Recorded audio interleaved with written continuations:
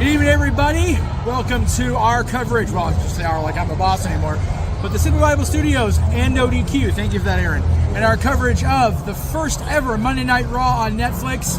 Yes, this is pre-recorded. No, I'm not live, but I will be later. I just don't want a chance of being louder than it already is. You guys can hear it in the background. It's batshit out here right now. But thank you guys for tuning in to all of our watch-alongs over the last 5 years, our coverage over the last 25 years on NoDQ.com. Thank you all for participating, liking, subscribing, turning on the bells, all the things. We'll see you throughout the night here on Monday Night Raw. But for now, JJ, let's get this shit started. What is going on, everybody, and welcome to another Simply Reliable Studios watch-along presentation here for the Raw on Netflix premiere. I am the Renegade of Wrestling, JJ Williams, as Jeff so eloquently threw to me, joined by Mr. Reliable Walter Cruz. We are waiting for our play-by-play man par excellence, the simple man with the spectacular voice, Noah Foster, to get here. First and foremost, as Jeff said in the intro video, thank you to Aaron Rift and NoDQ.com for sharing the link for this today. As of the last I checked, his tweet had over 2,000 views on it. So hopefully this will be a huge presentation, a huge moment for us here at the Simply Reliable Studios tonight. I mean, it's going to be big. And I don't know about you, Walter, but it's already saying Raw is happening now on Netflix, so I just hit the button to start it. Is it? I had it on the homepage. Probably just pre-show stuff, but yeah, it said Raw happening now, so I hit the button, see what happens here. Let me go to the homepage and see what it says from here.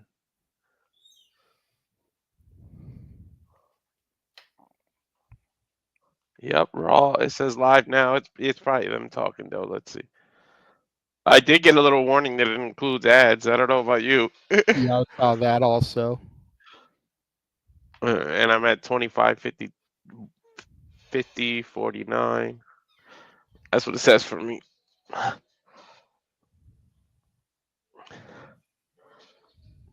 But anyways, how you feeling about the show? I'm doing good. I'm doing really good. This is going to be monumental. Mm-hmm. That's all I know. This is going to be a huge thing for WWE, for professional wrestling, for streaming. There's so much good stuff that is on deck for today. Main event, of course, Seth Rollins versus CM Punk. We've got Tribal Compact with Roman Reigns and Sikoa. We've got Jey Uso and Drew McIntyre. We've got Liv Morgan and Rhea Ripley. We've got the first stop on the Cena retirement tour. We've got Logan Paul. We've got 99.9% sure The Rock is going to be there. He tweeted it out yesterday that he was going to be there. I've seen videos on NoDQ.com, The Undertaker, Hulk Hogan, Jimmy Hart all arriving in California. News broke about Hulk Hogan's Real American Beer being a partner now with WWE. So wouldn't be too surprised to see Hogan there to help promote all that. But yeah, like this is going to be a huge event. And who knows what they didn't announce, because they're going to throw maybe one or two surprises out there. Yeah, no doubt. I mean, the possibility of Becky Lynch returning, Charlotte Flair returning, Jade Cargill, Randy Orton, Joe Hendry.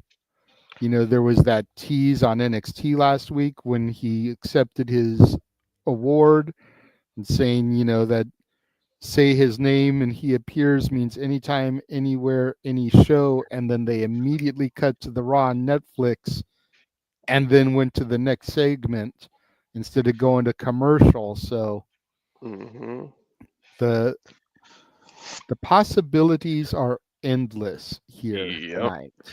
And with I mean, if Shawn Michaels shows up, who's to say he didn't bring a one or two NXT people with him? So Exactly. You know, you've got Roxanne Perez, you've got Julia, you've got Stephanie Vakir, you've got Oba Femi, mm-hmm. Ethan Page, Sean Spears, Trick Williams. Again, so many possibilities.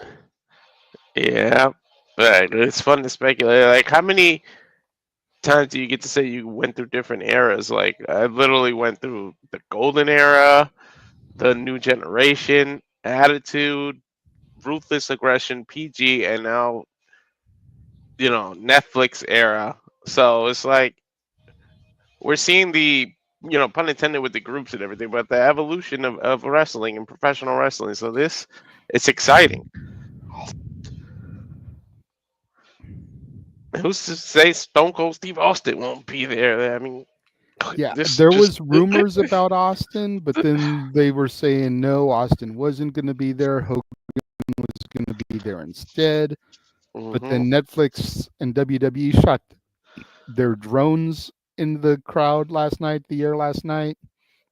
And one of the images that popped up was the Texas rattlesnake, the smoking skull. So, it's like it had Roman's logo, Seth's logo, it had Cena's thing, and it showed the smoking skull. So that would lead one to believe that Austin will be there. Yep, and he lives in nearby Nevada. That's not far, especially when you got the access to private jets and things that he's got. Oh yeah, definitely.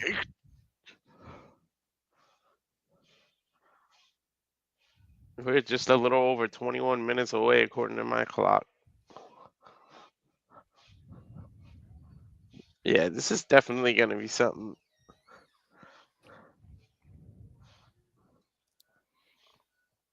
Yeah, I got that too.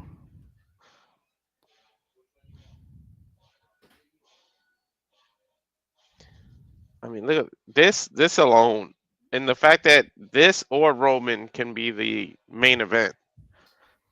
Like, you can almost interchange either one of those. They've been hyping for the last 2 weeks that it's going to be CM Punk and Seth Rollins. So if it's not that, then I think a lot of people are going to be pissed. Because at the end of the day, Roman and Solo are SmackDown superstars. That's true. So why would you let a SmackDown storyline main event the premiere of Raw on Netflix? That doesn't make sense. I get it's Roman Reigns. I get that the bloodline has been one of the hottest stories in professional wrestling in the last decade for sure, possibly since the NWO angle, or at the very least since Austin McMahon's storyline. But you don't have a SmackDown match main event the premiere on Raw. There's been no build up to this match on Raw. That's true. Everything's been the split. entire groundwork for this show has been built through Punk and Seth. So you've got to give them the main event. And with all these big matches and the show going 3.5 hours rumored, I say you start off with something like Drew versus Jey. Then at the end of the first hour, you do Rhea and Liv. Then at the end of the second hour, you do, Punk and Roman. And then at the end of the third hour, going into the 3.5 is when you do Rollins and Seth. Yeah. I can't wait. I like these little intros of the superstar being isolated, doing like little. Reminds me of the little when they used to show it before they showed the match, and it was like actually movements. Yeah. And the only thing I have against it is the one they just showed of Zelina looked like she was trying to be Mercedes Moné doing the CEO dance and everything. Like, Uh, That just no. right. Well, you went into it a little bit, but I mean, what do you expect out of this match? Like, this is gonna be crazy. There's two ways I can see this one going, and obviously there's two ways. Solo wins, Roman wins. Duh, Renegade, I get it. But like either way, I feel helps further the storyline.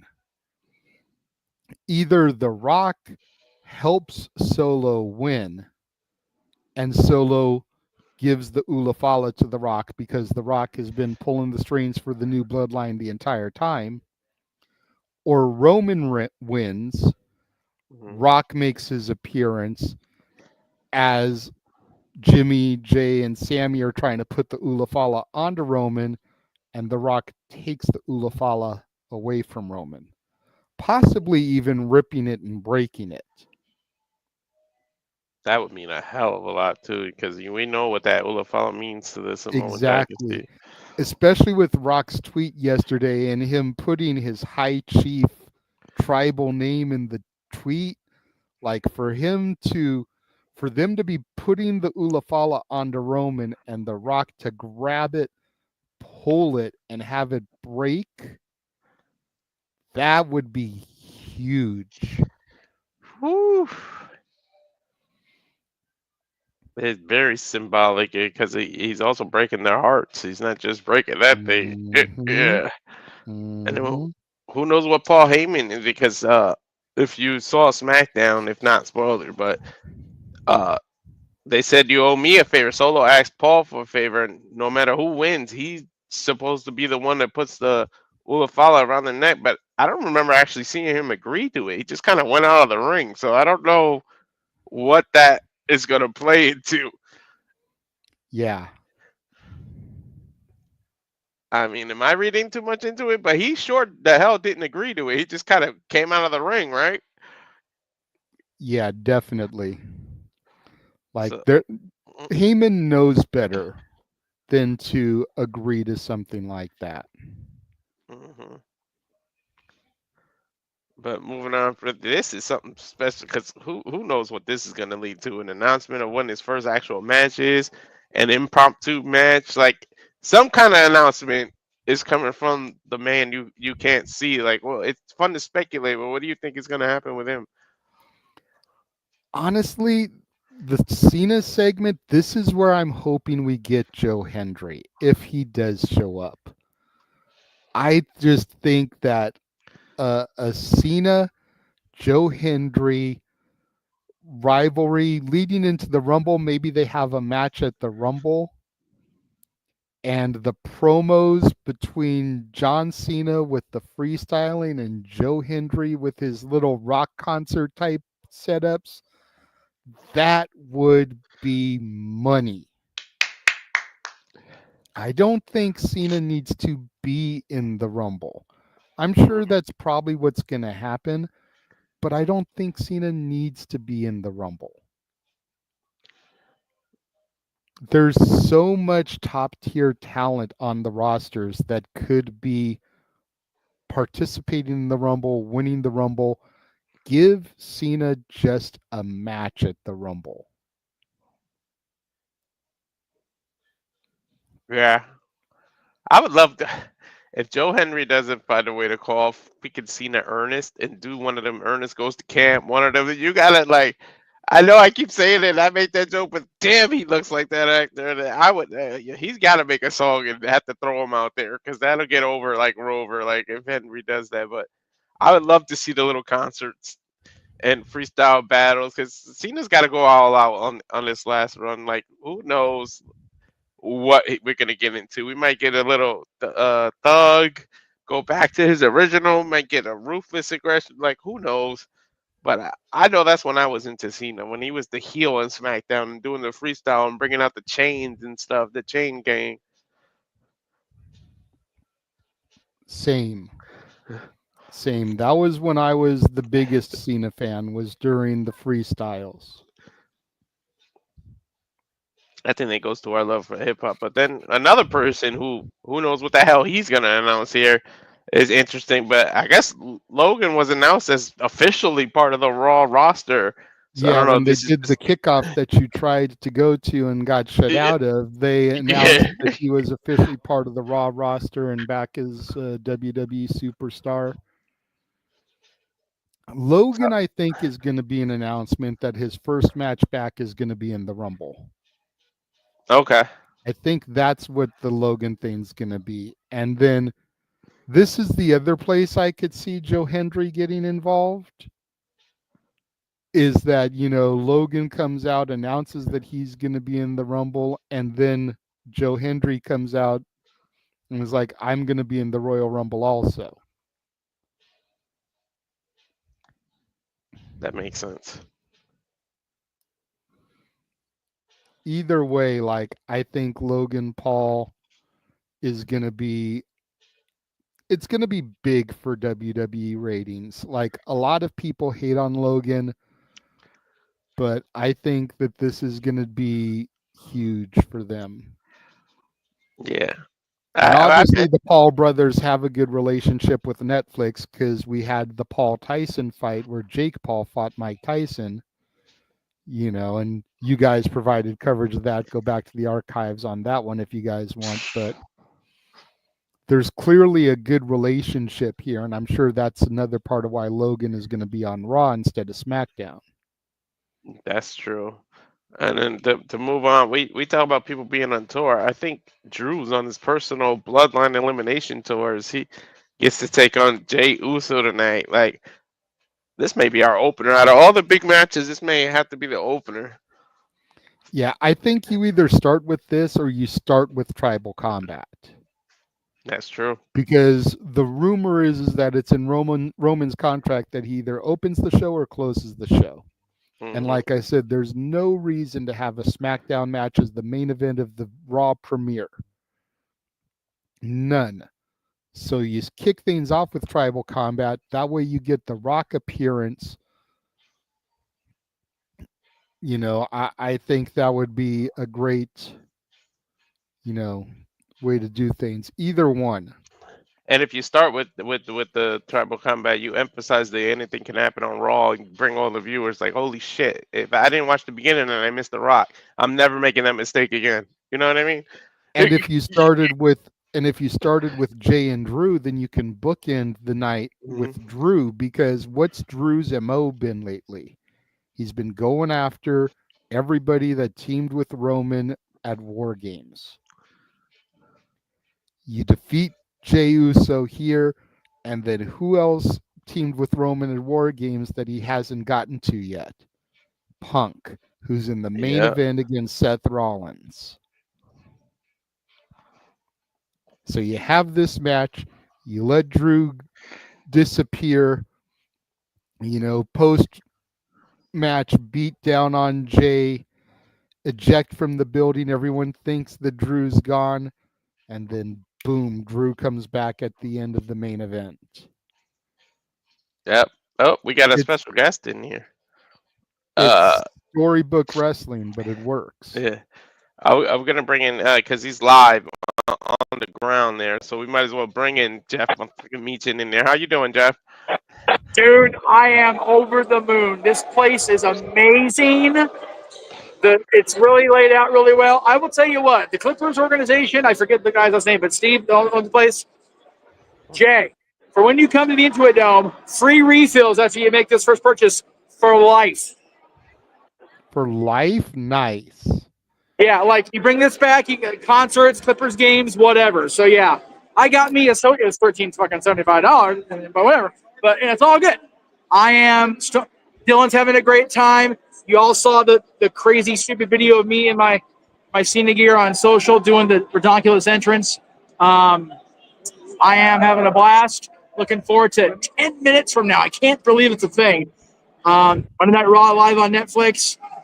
I don't know how much you guys saw on the internets today, but I've been keeping up on things via NoDQ.com. So yes, which we thank NoDQ for tweeting out the link to our show tonight. Thank you for that. Yes. I will be on with Aaron post show. I'll pop in here when I can. It's going to be a bonkers apparently 3.5 at least hours. God help us all. Yeah. I don't know if you saw, but as of last time I checked, Aaron's tweet was at 2.2 thousand views. And again, we thank the boss man for that. That is eyes on the prize. So thank you, Aaron. Yeah. But yeah, just to give you a little perspective here, Terrace 30 is right over there. That's where we're sitting. We are at the top of this place. Like they ain't seats going no higher than Dylan and I are sitting. But I love it. Wow. So thank you to people that were able to help make that a thing. You didn't get to see this, but James did a little edit of your entrance. I'm going to show people to get your live reactions. Oh God, what did you do?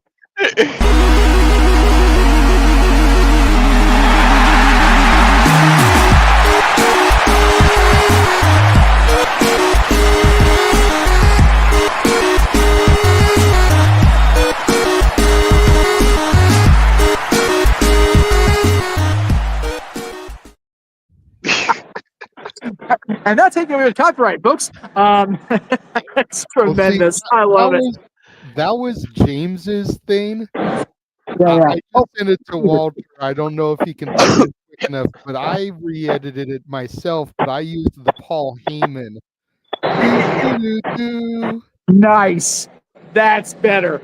That's fucking awesome. All right. Well, I'm being called on the phone and being called in. So I will see you guys when I can. Make sure you check out our post show, Aaron's recap on No DQ. It is all good. We will see you guys later.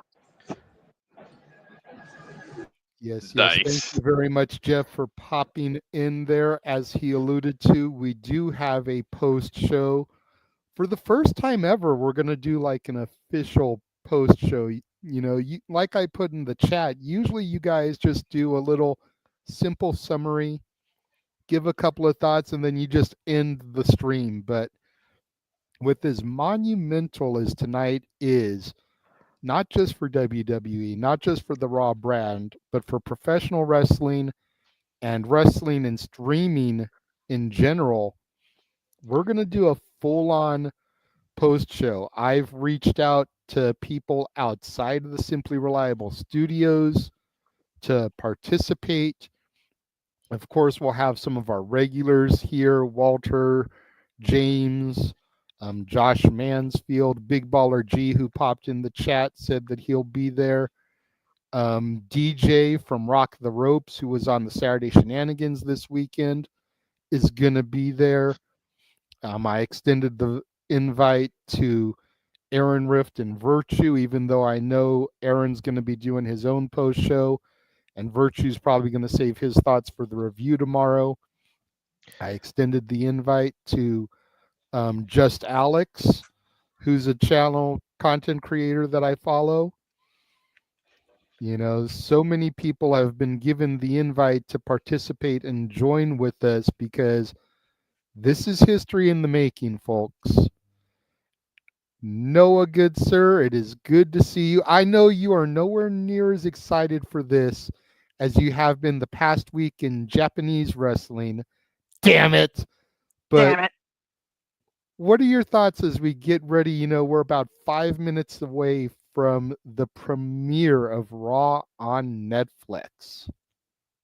In what has been the status quo for the professional wrestling business under the term sports entertainment for as long as I've been born and before, now rechristened into professional wrestling in a different light, courtesy of Paul Trish Vec with the genesis of the new era that started last year at WrestleMania. Raw on Netflix is going to set the world on fire. It officially kicks off the road to WrestleMania and is sure to be interesting. And it's a different type of excitement, intrigue for me tonight. And I'm looking forward to seeing what this new global reach out will feel like across the entire WWE landscape and anybody that's a professional wrestling fan. That being said, JJ, it's good to see you once again and good to see everybody back here in Simple Hour Studios once again, as you have been, of course, with us for the entire ride during the beginning of the new year, as we're on the final countdown for the Raw premiere on Netflix. 4 minutes and 4 seconds according to my feed. Thank you all for tuning in, whether you're new or constantly continuing. I know I see Kitty Cat, I see Paul Commissar, I see Brian Schmidt, I see Big Baller G, Emmanuel, I got you, I got Walter, I know James is in the house.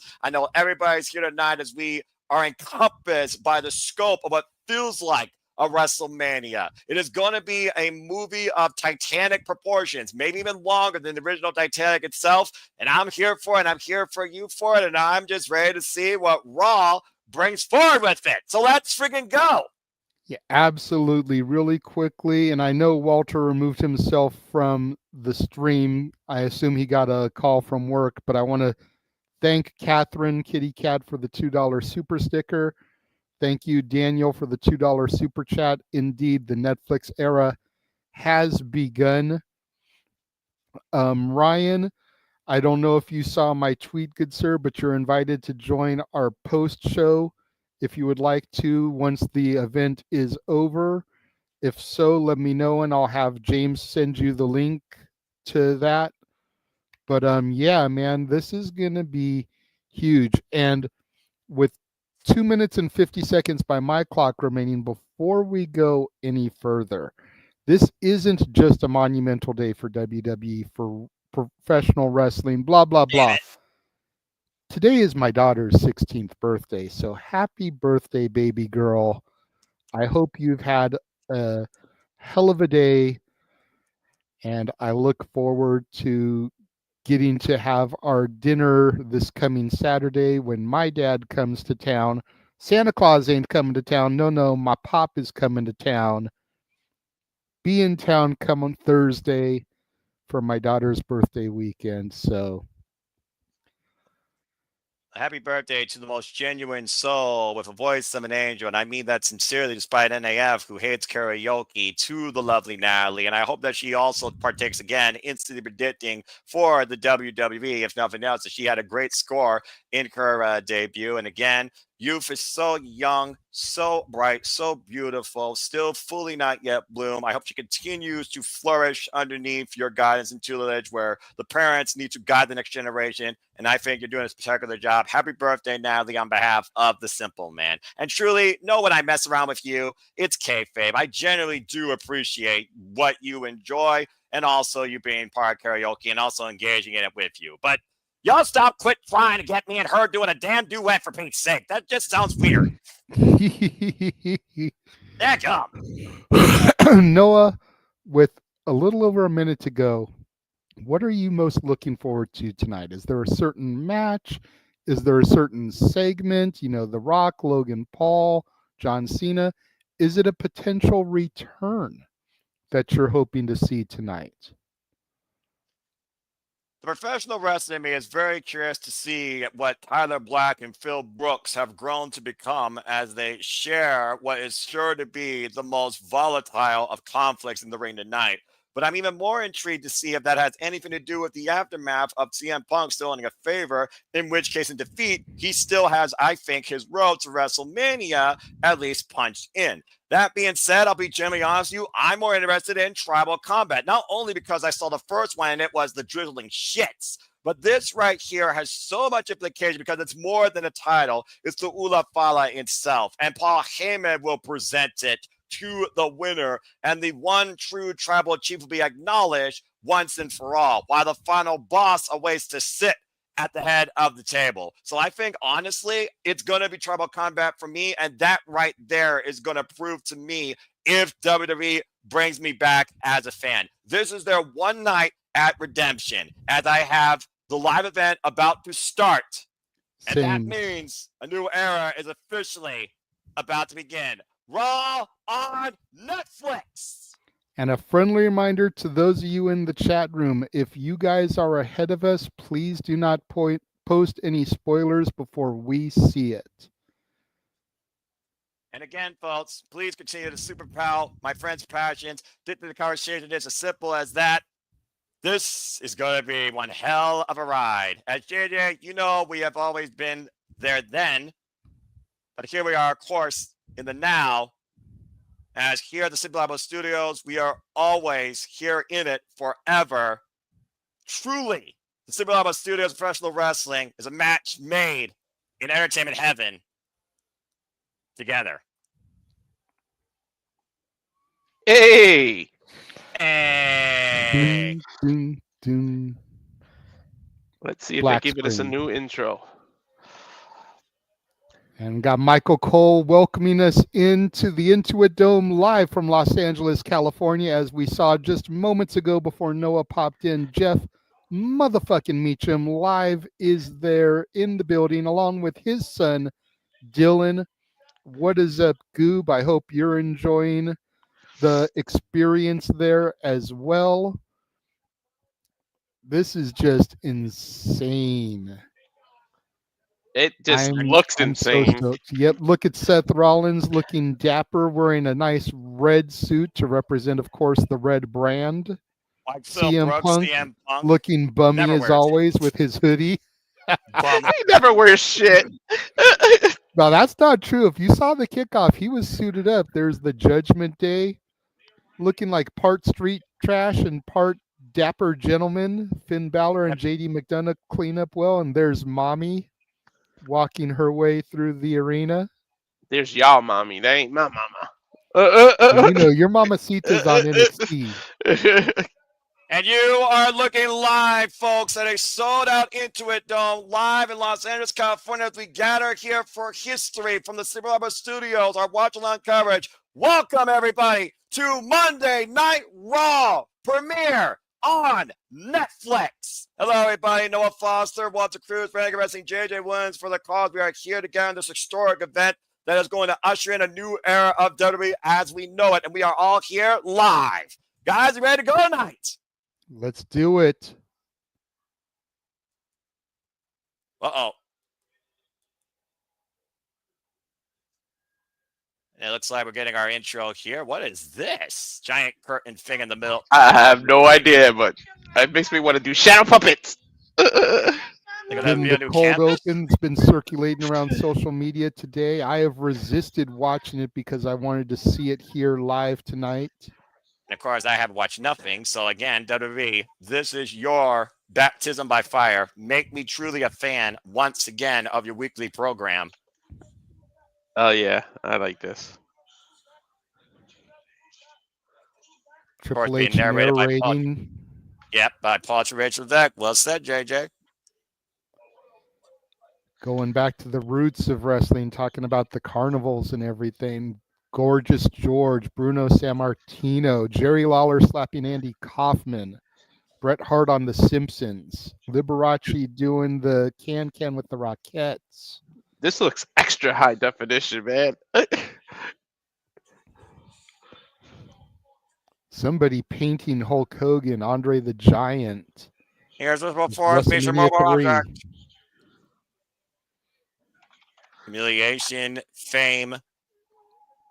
The super kick heard round the world. I'm sorry, I love you. And of course, Cody Rhodes last year finishing his story. And then you notice they cut straight to The Rock after that. Wonder if that's a hell. Little foreshadowing.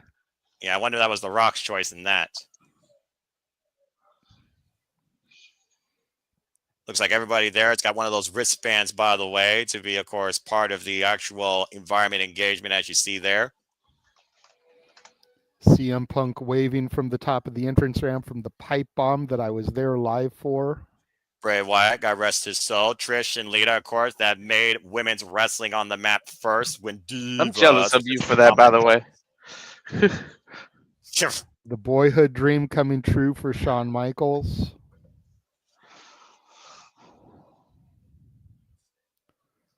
Becky 2 belts. Yep, WrestleMania 35. Television is streaming to the world.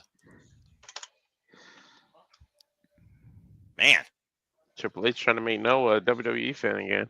Right? Well, I mean, Noah was a SmackDown fan after Friday night. Let's see what happens with Raw here. King Buka. So did I, Paul. I got WWE. Wow, that is a great ring match. Mm-hmm. Please tell me they're not wrestling on that, because that is too prestigious, in my opinion. Nah, that was somebody painted that, and that was beautiful. Yeah. Oh! And there's the man himself that we have to thank for this WWE, Paul Triple H Levesque. Nice. Sir. Looks like it Triple says H. Fortnite on the mat. Fortnite stickers and various letters, including Rhea, and so many more that have made us all come together here in WWE and founded under this new TKO Paul Triple H Levesque landscape. Couldn't find a better man to welcome us in to this new era.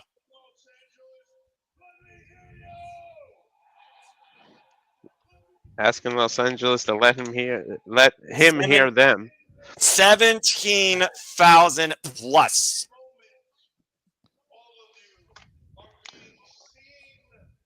In this moment, all of you are being seen and heard by the entire globe. Put that in perspective, exaggerating. entire globe. He is not 80% exaggerating. of the earth gets Netflix. That is crazy. That's right.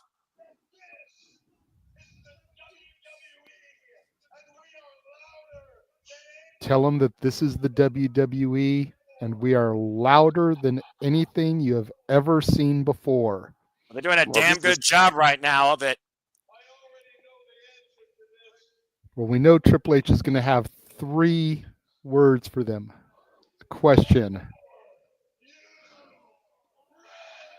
Are you ready? You know, for the first time in a long time, I could actually genuinely, passionately, excitingly say, fuck, yes, I am. Right? Welcome to Monday Night Raw. Welcome to Netflix. The Netflix And era. welcome to the Netflix era. Dude. That Those just bumps. looks nuts. Look Seriously, at I'm that getting place. chills here. That's a hell of a way to start a new genesis here in the WWE and the world that was once escalated by the word sports entertainment. If you weren't 100% sure before, we are definitely now in the Triple H era. Well, in the words of the other company, it's Monday. You know what that means. It is time for WWE Monday Night Raw. And the lights go out again. What is this?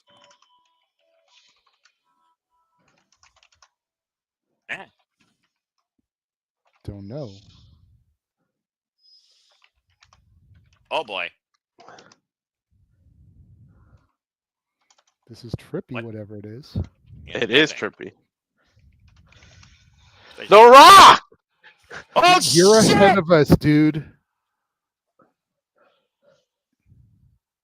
Well, JJ, final The thoughts, engage. The Rock is on Monday Night Raw on Netflix. How The fitting most that the biggest, electrifying man in all of entertainment. yeah, you're literally, how fitting the most biggest star in the movie world is on this movie-like premiere for Monday Night Raw, burying the People's Championship. The only way to start the show. I was just going to say, I mean, if you want to start big, can you start any bigger?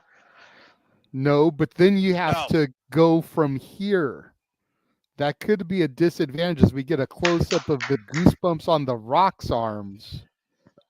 You're absolutely People's champion, the biggest star in the entire world of entertainment, this global phenomenon, Dwayne "The Rock" Johnson, the final fucking boss. Yeah, but to JJ's point, if you start off this high up, that means there's nowhere to go but down. Top that shit, I guess. So says The Rock. And again, you're going to argue with him. He's your damn boss. I mean, but Exactly. that's JJ's point, though. If you start that damn high, JJ, Well, the last time we saw The Rock. Let's just see what happens because The Rock is coming to the ring. He hasn't even said a word yet. We don't know He his doesn't need to. intentions. We don't know his purpose. You know, is he coming to the ringside area to do commentary? You know, are we going to start with tribal combat? We don't know. Well, I was going to point that out, JJ, but thank you for literally foreshadowing my thoughts, because let's not forget the last time we saw the final boss, guys. It was literally at Bad Blood, and who did he confront non-verbally from the entranceway? The American Nightmare, the undisputed WWE Champion, Cody Rhodes, and the OTC Roman Reigns. Tonight, we're going to learn one of two things for sure: who truly is the Tribal Chief. At the final boss still says he wants to sit at the head of the table, but he also said last time we were here outside WrestleMania with Cody Rhodes, your story with me is just beginning. And how fitting would it be to continue that story's first chapter here with the world premiere of Monday Night Raw on Netflix? Damn, look at They just censored something, so it's not, explicit. I was trying to figure that out too. Ringside. What the hell did they censor? I was trying to figure that out too, JJ. Mama Rock. I'm sure someone will find out on the freaking X.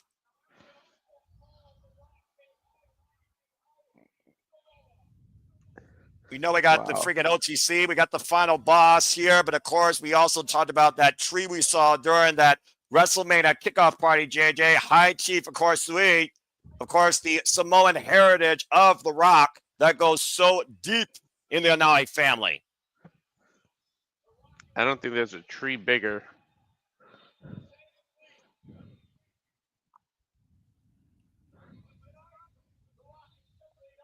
The roots of that tree is deeper than any of us can even imagine, right, guys? Seriously. But there's only one thing we're going to call The Rock tonight, guys. Truly, more than ever, the most electrifying man in all of entertainment. 17,000 strong chanting Rocky. This is the great thing about The Rock. He is the final boss. He is a heel. But no matter where he goes, he gets the fans' respect. Right? The hardest heel to boo ever. And the biggest movie star on the planet. Dude, you can literally see goosebumps through the TV. That's ridiculous. It's the high definition. 4K? Seth saying that they censored the F-bomb. I figured. Well, guys, the new era begins with what's on the final boss's mind. Well, what let's do you find think, out. Walter? I have no idea. It was some kind of announcement. He may address Cody. Yeah. Cody is likely to be on here tonight. They're going to pull out all the stops. Again, as we know, JJ, this is the start to the road to WrestleMania in Las Vegas. There's the eyebrow. Years ago. We'll let JJ handle the translation here.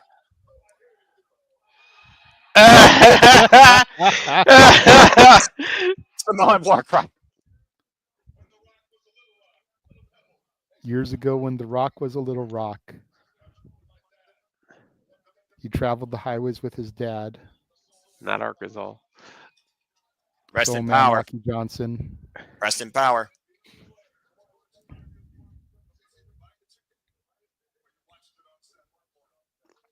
The only way to watch wrestling was to buy a ticket or watch it Saturday morning. Watching it now is a different story. Ain't that the truth? Because right now, around the world, you're watching it on Netflix.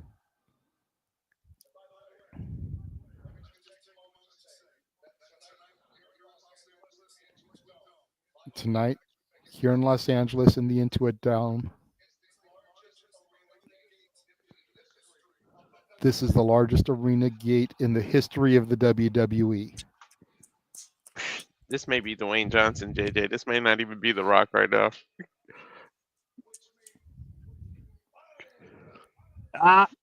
Finally. Say it, JJ.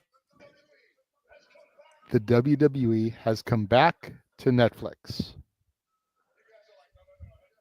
That bullshit. No, that's not it, Rock. Come on.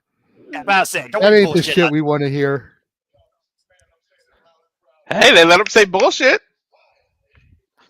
Finally, The Rock has come back to Los Angeles. The city of stars, the city of angels, the entertainment capital of the world, Hollywood.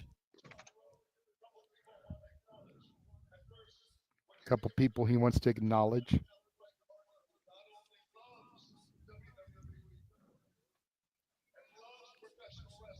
Damn it.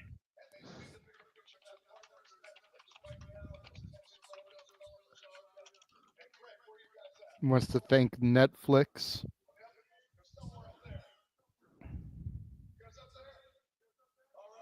Up in the nosebleed seats. No, not the nosebleeds, the suites, baby. Sweet. That makes sense. The $20,000 seats. Squid Games. Of course. I actually get that reference. How can you not? It's one of the biggest shows on Netflix. Someone else he wants to acknowledge. The man that he spilled blood with.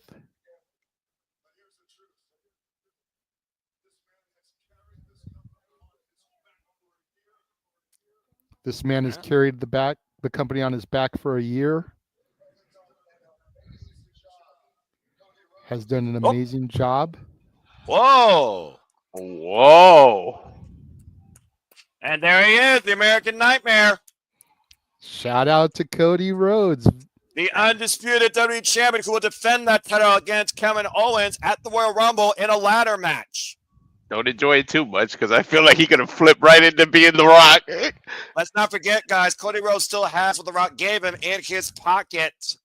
Was that Rikishi behind him? Mama Rhodes, The Rock said hello. I told you he was going to that do is that. behind him with the Wild Samoan shirt. I'm not sure. Uh-oh. Oh, It's not Rikishi, but now he's talking to the tribal chief. The damn sure OTC, does look like him. JJ. The OTC. That OTC. There is chant only just one brought tribal out. chief, Noah. I do not acknowledge Solo as a tribal chief. It's the reason I wore this hoodie. So he even said not only is Roman the tribal chief, but he's the original tribal chief. But he doesn't have the Ula Fala.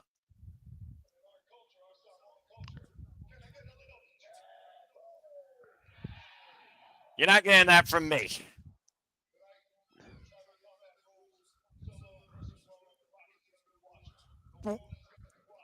The Rock is going to be watching Tribal Combat. Rock is proudly a High Chief of Samoa. High Chief Cerulli.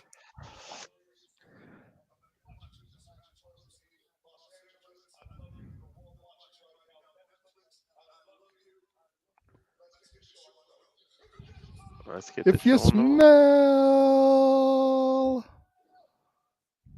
Wait. He's making you wait for it. Of course, he always does. Damn right. Dude, the microphones, everything is just totally different now. To be fair, we are in a very different building and it's a very different atmosphere. But I do like the change of scenery. Shoo! 17,000 again, chanting Rocky.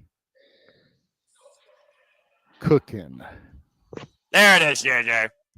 What a way to kick off the new era and kick off Monday Night Raw's premiere on Netflix with the final boss himself, Rock Johnson, who will have a very close eye on all the activities tonight. Not just Tribal Combat, but clearly the American Nightmare, Cody Rhodes, at ringside.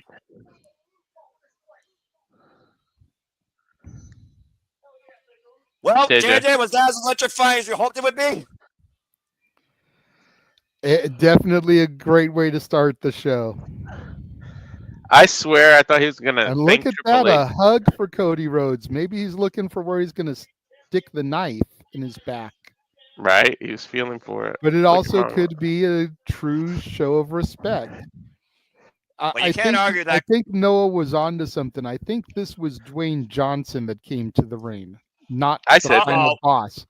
That was me. And it's Solo Sikoa. Oh, here we go. My bad, Walter. The bootleg tribal chief coming out. It looks like we are going to begin with Tribal Combat. How you called it. We have the freaking Chief himself usher in tribal combat. You might as well call that literally the opening ceremony, as this will determine once and for all who can rightfully be acknowledged as such. Because at the end of the day, you can say OTC, you can say bootleg, but when you wear the Ula Fala, you encompass the bloodline. And that's what this is about tonight. That may be true, but Solo Sikoa did not earn it. It was not bestowed upon him. It was not gifted to him by the elders. He took it. He has never truly been the tribal chief, but if he can defeat Roman Reigns here tonight in tribal combat, there will be no dispute. And Walter, we also know there's much more on the line than just the Ula Fala and the acknowledgement. Paul Heyman will also become permanently the wise man of Solo Sikoa if Solo Sikoa actually succeeds tonight, as he will be holding the Ula Fala during combat and presenting it to the winner. I was talking to JJ about that. I'm not sure if he actually agreed on those terms. He kind of just walked out of the ring when Solo said that, so I don't know if 100% he agreed with that or not. Well, JJ, you and I know the roots of Paul Heyman and the Ula Fala, and again, the amount of respect he has for the Anali family. In a way, you had to consider that Paul Heyman non-verbally and officially agreed to these terms because, again, he is the one person right now in the world that both Sol and Roman can trust to the highest degree to hold the Ula Fala and present it accordingly. That's no doubt. Solo in the ring looking down the aisle. Ladies and gentlemen, 17,000 strong getting to their feet. As we should, because if you do truly believe, and to think, 1 year ago, this was not even a thing for me. Nope. The drums of war bring forward the one true chief, the original tribal chief, the OTC, Roman Reigns. And you want to talk about monumental? You want to talk about monumental? This is Roman's first televised match in 6 years. He has been Mr. PLE. You don't get him on Raw or SmackDown in a match. And to your point, JJ, we are looking at one of the all-time greatest to ever step foot in the WWE, the record-setting, undisputed WWE Universal Champion for 1,316 days. 4 years he officially reigned. Only 3 men in the history of Roman Reigns held that title longer than him. That is the Mount Rushmore that he stands in. And of course, those 3 men, Bruno Sammartino being at the highest, over 2,000 plus days. And that's only when they defended it once in a while in Madison Square Garden. So imagine if they had to do what we did now. Exactly. Again, you talked about the who's who that he faced. Logan Paul, Kevin Owens, Cody Rhodes, Jey Uso, LA Knight, LJ Styles, Matt Riddle, Brock Lesnar. And of course, the story with his last run was finished at WrestleMania by the American Nightmare. Again, 6-time WWE Undisputed Champion, former Intercontinental United States Tag Team Champion, former Royal Rumble winner. Roman Reigns has done it all in the WWE, but there is one thing that is more important to him than any of those accolades, and that is family. The Ula Fala is the most richest prize to Roman Reigns in the WWE because it represents legacy. It represents heritage. It represents truly who is the tribal chief. And if Roman Reigns somehow does not win in tribal combat, he will have to acknowledge Solo Sikoa as the tribal chief now. Damn, JJ, your arm isn't tired yet? I put that arm down. I'm sorry, I love you, Roman, but shit. I don't have a wide range panoramic camera, and I have to constantly look at the screen and take it in. As of course, Roman Reigns sets the pace, sets the atmosphere. It is truly God. Greatness on another level.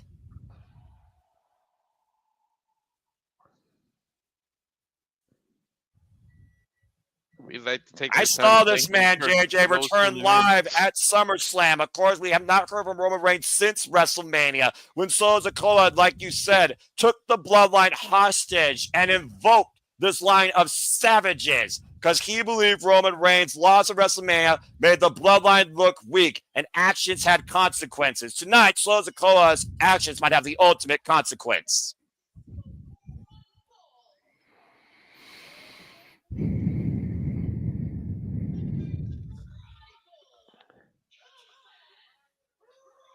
Shout out to Alicia Taylor, Monday Night Raw ring announcer. This got to be such a special place for her, and she's fun.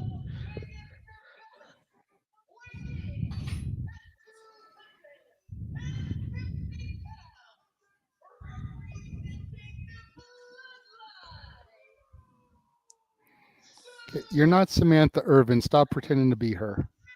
Just be Alicia Taylor. Online, JJ. They're going to try and make this as big popping circumstance as possible till the bell rings. Referees have new uniforms. That's fine. Then bring in Michael Buffer or Bruce Buffer. Or just have Paul Heyman do it. Hey, Bruce is already under the same umbrella with TKO, right? You might as well give a shout out. Amen. Exactly. What do you guys think of the referees' new uniforms? Nice touch. I like it.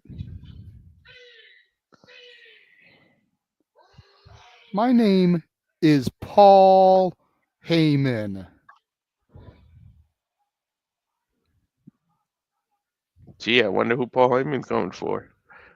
Well, remember, Paul Heyman has been entrusted by Solo Sikoa as a favor to bear the Ula Fala and again present it to the winner. Remember, if Solo Sikoa wins, not only does Paul Heyman have to bestow the Ula Fala upon him, he must acknowledge him as the tribal chief and forever be his wise man.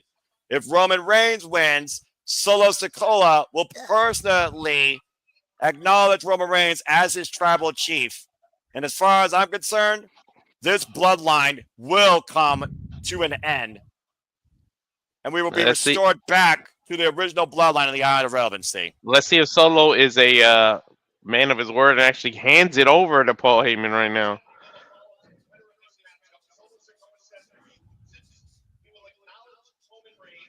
Damn, 17,000 strong chanting, fuck you, Solo. Damn. That's not getting censored. That's what I love. As long as you don't censor the crowd, censor the talent themselves as much as you want, but don't censor the damn crowd.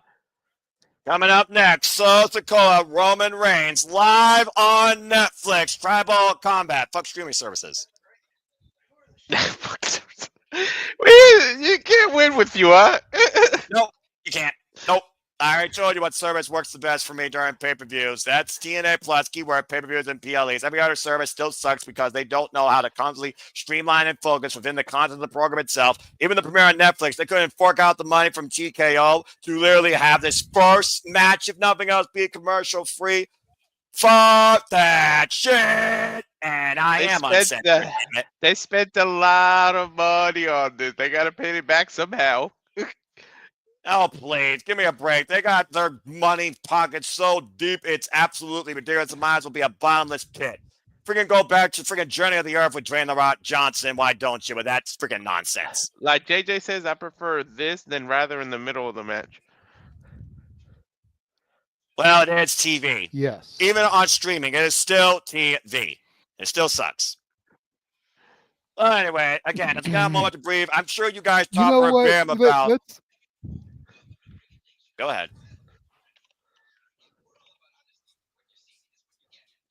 I was going to say, let's not get too carried away here, gentlemen. We did just get 30 minutes of uninterrupted content.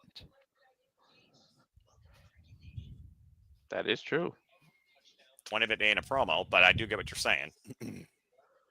Plus, it may not be that many ads. I've only gotten 2 so far. Mm-hmm. Yeah, I'll hold you all to that. Oh, yeah, half an hour. Now, let's see what happens at 9 p.m.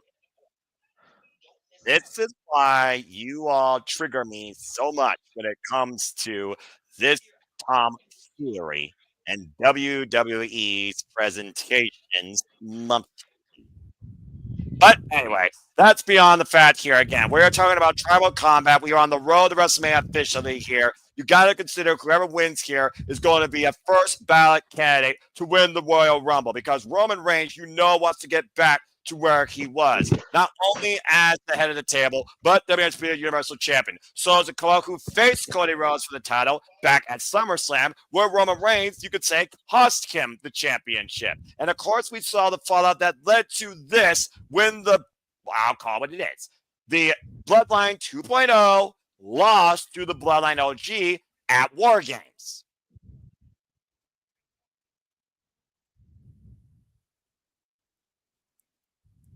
Your silence speaks volumes, JJ. I didn't know Walter. Sorry, I didn't know Walter dipped out. That's all right.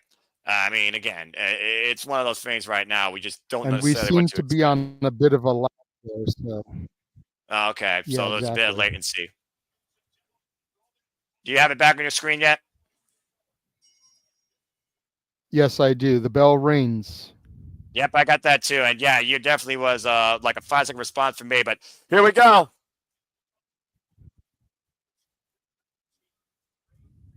Again, folks, the winner of this match, it's tribal combat. There are no rules, no disqualification. The only way you win is by pinfall or submission inside the ring, and the winner will be bestowed the Ula Fala by Paul Heyman and truly once for all be acknowledged as the true tribal chief.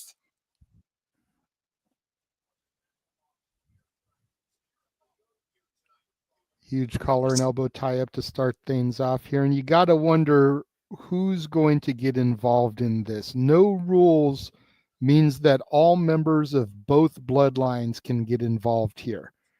Jacob Fatu, Tama Tonga, Tongaloa, depending on his injury. I would still try to find some way to make an appearance here on this monumental occasion.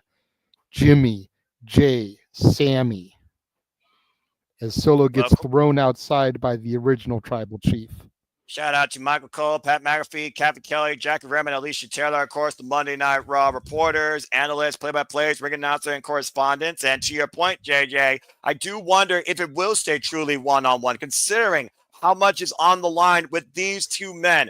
Is it proven that you are worthy of being called tribal chief if you don't get it done on your own? This goes bigger than just each man's bloodline. This is literally the ultimate form of humility and respect. One man will be humbled, forced to acknowledge the other, and there will be no second guess or turning back.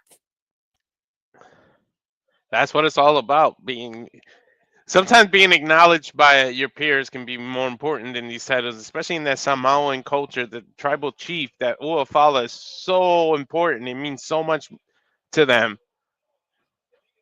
Ulafala, of course, passed down by Alpha and Sika, the Wild Samoans, of course, at the genesis of Roman Reigns' run when he became the tribal chief during the pandemic after humbling his brother, Jey Uso, and Jimmy Uso, for that matter, inside Hell in a Cell at the Renegade Wrestling tries to get his technology back together. Folks, please stay tuned, of course, for that.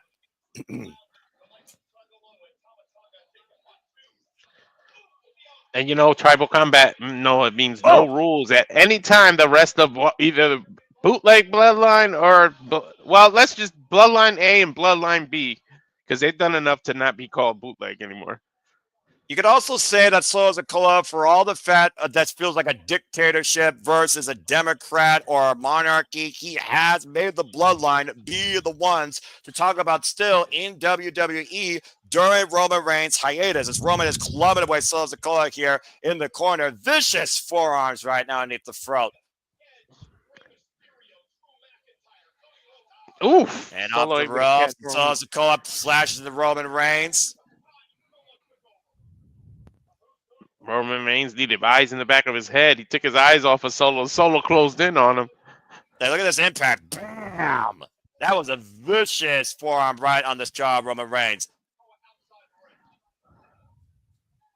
But for now, JJ, a big boot drops Solo Sikoa to the outside of the ring. And that's the thing about Roman Reigns when we look at his matches, by the way. He always loves to dictate the pace and control the environment. It's his greatest strength. And Solo Sikoa, one shot, man! Bigger and knock on the announce table. Roman just bounced. I had a question, guys. Did Rock go to the back or just go off to the side there? Because I didn't see him walk back up the ramp. It's a good question. Well, he wonder if said he's that he still, will like, be right watching there. this match very closely. Roman turn around, so Sikoa's got moments and oh! What was that? The iPad he hit it with? Shit, the monitor? That was one of Something. those monitors from the announce table. Roman Reigns just collapsed at the feet of Michael Cole. Yeah. It's no longer those big old monitors. They use little iPads now. Yep. It looks like To that table's Walter's also point, been. we saw that Mama Rock and Rock's kids were right there behind Michael Cole. It's possible he just took a seat over there with them. And Right? you wonder what the Rock's kids, of course, we talk about again the bloodline, the lines that literally bind them by blood, the O'Neill family tree. Of course, like you said, the Rock's family is there. You wonder what the Rock and his kids are thinking about this, and Mama Rock herself. I'm pretty sure they had a very nice, holiday gathering under different, means. But after this, I'm not sure they'll be the same again.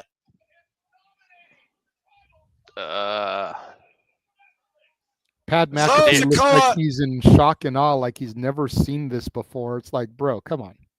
So Sikoa right now is in full control of Tribal Contact. Can Roman Reigns finally be acknowledged once and for all by Solo? Stay tuned. Once again, another commercial break here. Fuck streaming. Damn. I guess now we need to make an image with a laptop with the middle finger in the middle of it. Right? At this point, if there's going to be specials only on Netflix or specials at WWE from this service, then I would say yes. I feel like we need to make one for AEW too, with Okada doing that. You know how he keeps doing this in the middle of his matches? We need to get a screenshot of that and put that for the AEW one too. Goes for the fuck you. Good grief.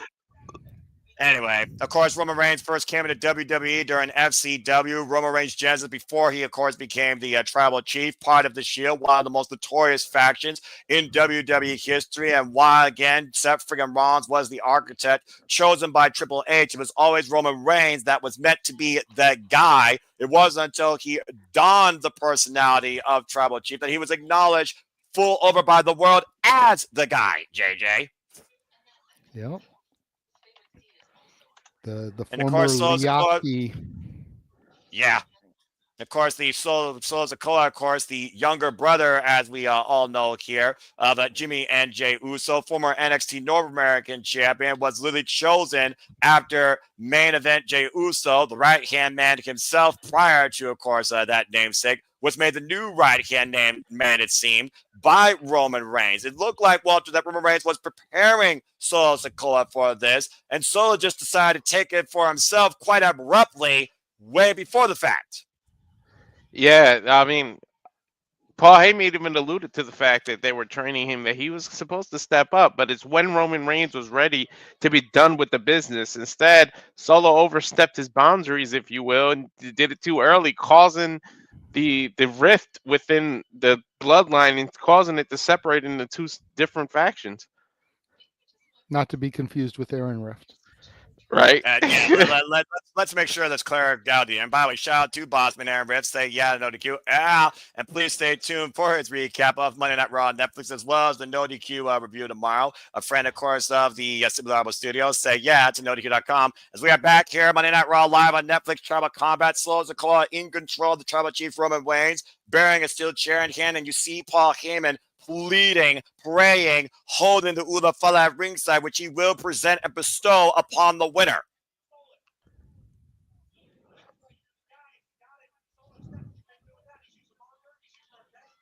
And Roman Reigns right now still on one knee. Solo Sikoa, though, up to his feet with an equalizer in hand. I don't think Paul Heyman was expecting this tonight from Solo Sikoa getting the better of Roman Reigns here. See, and I don't know why he wasn't expecting this. Solo Sikoa has been on a whole other level since taking over the Bloodline last year. It's the same man that powerbombed Paul Heyman through a table. Not only that, but we just alluded to it. If Roman wanted Solo to be next in line, that means he saw something in him. And again, you see the capacity crowd, 17,000 plus here tonight in the Intuit Dome. The red lights galore. And of course, we'll be back on WWE PLEs here, folks, after the Royal Rumble for the Elimination Chamber. Tickets available now. The Elimination Chamber come to us this year from Toronto, Ontario, Canada. The last stop before WrestleMania. And we will be covering that here and so much more at Simply Liable Studios as we keep you in tune across all the biggest pay-per-views, specials, PLEs, across WWE, NXT, ROH, TNA, New Japan Pro Wrestling, maybe other Japanese wrestling in the near future and what happened. And thank you all so much once again for helping us in bringing forward that passion here at Simply Liable Studios. And I hope you all enjoyed the engagement across any, if not all, the shows. And please stay tuned. What is Solo going to do here? He just put a chair around Roman's neck. Well, we talked about Roman Reigns and Solo Sikoa. We talked about the bloodline, the roots of the tree. Let's not forget the cousins. Let's not forget all-time greats. Yokozuna. We talked about Rocky Maivia. We talked about Umaga. And you literally named Seiku Rikishi himself, the father of Solo Sikoa, might I add. Look at him running in, back it up, and Roman and Gates out of the corner faithfully. That would have been bad for Roman's neck. Avoiding certain destruction. Roman bleeding a little bit from the forehead there. He needs this opportunity. He needs to be able to bring Solo down and get a little bit of distance between the two of them. And now Roman Reigns with a chair in hand, looking to unleash tribal combat of his own tonight on Solo Sikoa. To your point, JJ, wailing away. We just got an aerial shot. There's not an empty seat in that arena, dude. And of course, again, the second ever tribal combat match in WWE history. Solo German face versus the ring chair. And you see a smile once again bestowed upon Paul Heyman's face, seeing his tribal chief, the tribal chief, currently in the dominant position.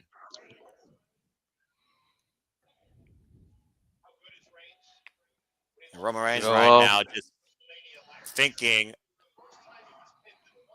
He must have something on sale for New Year's Evil tomorrow from the Shrine Auditorium. Jeff Meacham will be there as well.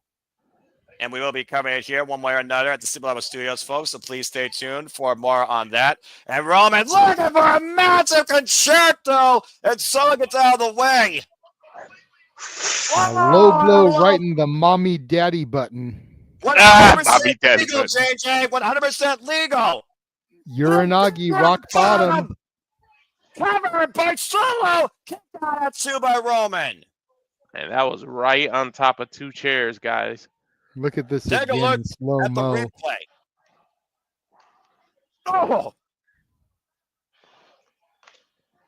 That referee was about. Oof. That referee was like 2 referee, centimeters off the mat. Yeah, but I was saying, you can do the metrics better than me. And still to come tonight, we of course have Jey Uso versus Drew McIntyre, Rhea Ripley, mommy, taking on Liv Morgan for the WWE Women's Heavyweight Championship, as well as Seth Rollins versus CM Punk. And now Solo just dribbling Roman Reigns' head into the mat. Episode 1650 of Monday Night Raw. The weekliest, longest running weekly episodic show in television entertainment history. Surpassing The Simpsons, just to put that up there. That is ridiculous. Well, The Simpsons had off seasons. The WWE does not. And Solo has the table. Well, how many tables do you think I've been bringing the history of Monday Night Raw? Somebody watches Toy Story. They're feeling a little Woody. God damn it, Walter. Y'all's a call right now with devious intentions here with that table, to y'all's point. Drive-by kick from Roman Reigns. Buy themselves some crucial time here. Shit, is it me or even the table looks a little different?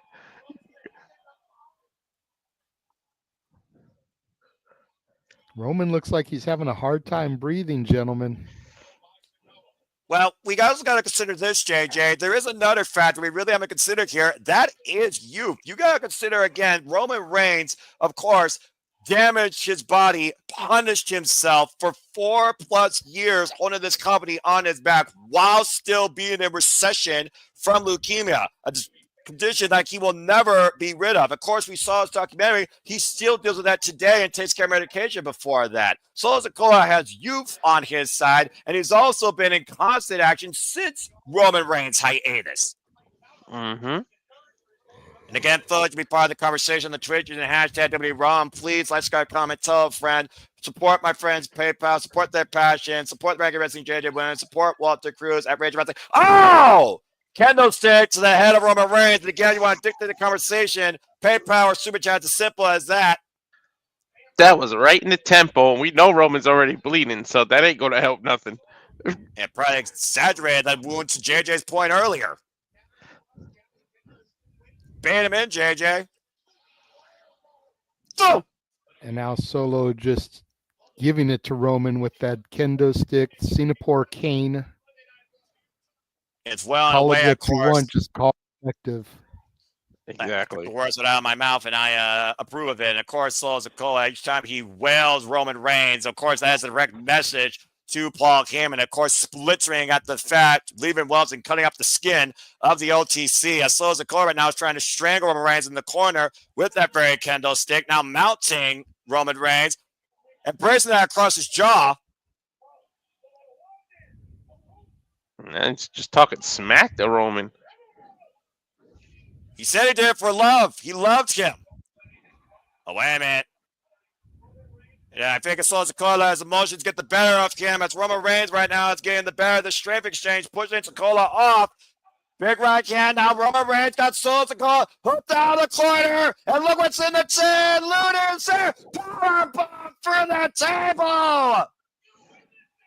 Rolls into the pinfall. Reigns hook the 5-leg switch. I'm coming. What the fuck? Tamatanga. Oh, We knew the bloodlines were going to get involved at some point, Noah. It's just the beginning. It was just a question of when, gentlemen.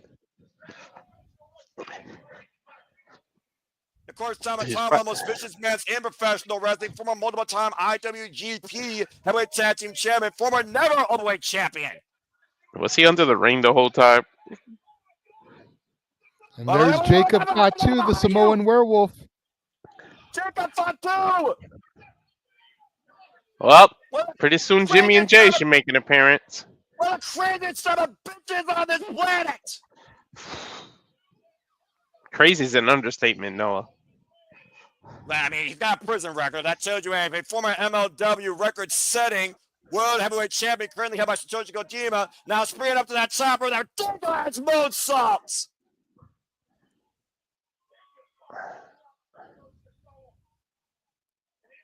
Jacob Fatu loves Sikoa so much. It shares what Sikoa once was to Roman Reigns. And he might be Roman Reigns undoing. Samoan Spike to the front. It's academic. The cover. No. Not that academic, because Roman dig deep and kicked out. Woo. OTC Jacob can't just believe it. Shit, I can't believe it. This is similar to what happened at WrestleMania, guys, when Roman Reigns hit that spear and Sikoa was trying to encourage Roman Reigns, get back in this fight and finish this. Samoan Spike to the referee. What the fuck? Solo, what are you doing? You needed him. This is the unruly nature of this bloodline that Sikoa has created and leads.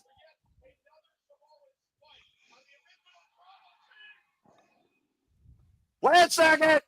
Sami Zayn. Some reinforcements are coming. Jimmy Uso with him. No, the egos of these guys. Why did you guys need music? Tama and Jacob came out with no music. It just interfered. Bloodline right now, duking it out with Tamatanga and Jacob Fatu at ringside. Again, we saw the fallout here over the number of weeks, even before War Games, how they were targets of this bloodline. And Sikoa right now, Oh, super kick by Jey Uso, the first victim of Solo Sikoa and Tama Tonga when this new bloodline was created. Beluga kick. Fully connects, turns Solo Sikoa sideways, and Roman Reigns in the 3-point position. Spear. Spear connects. But there's no It's referee. 1, 2, 3, 4, 5. Come on, you got 15 down officials in there. 1, 2. 1, 2, count. No. Sammy literally threw Solo into the spear too. This is just ridiculous. You know what the referee was in position what did you count to 13 before that ref got out there? Something like that. Something. Jimmy and Sammy checking up on Roman. 17,000 chanting, "This is awesome." I said this had to prove something to me, and so far it is, so I will say I agree. And Sammy and Jimmy! Now the two bloodlines fighting up the ramp, leaving it back with just Roman and Solo in the ring. Roman getting in position. The war cry, and there's Kevin Owens, stunner. What the fuck? Stunner by Kevin Owens! Cal for 4 years who said that Roman Reigns was trying to take his livelihood. My linear triggered the last thing for Roman against the counter. No! Kevin Owens giving a little ground and pound here to the tribal chief. 4 years of pent-up frustration coming forward tonight in the Intuit Dome by Kevin Owens, looking to kill the guy that was trying to end Shin's career. Now looking for that power driver. Wait a minute! Cody Rhodes music hitting. We know he's in the crowd. He's coming from the back. Some reason, I guess he went from his seat to the backstage area. And Kevin Owens and Cody Rhodes are fighting it out. Remember, they're supposed to fight each other. Next month, the Royal Rumble for the Undisputed WWE Championship. Kevin Owens Cody Cutter. Cody's neck. Massive Cody Cutter.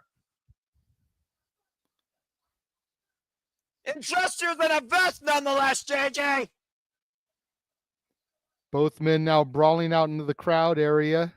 Going out amongst the WWE Universe. And once again, we are left with Solo Sikoa and Roman Reigns and a referee in the ring. Solo at his feet. Roman struggling to get back to his feet. He's in his corner now. Reigns locked back. and loaded. Superman punch, but he gets caught. Uh-oh. And Solo Sikoa might have it hard for another. Samoa's breath does their knee. Roman out the ropes. Spear!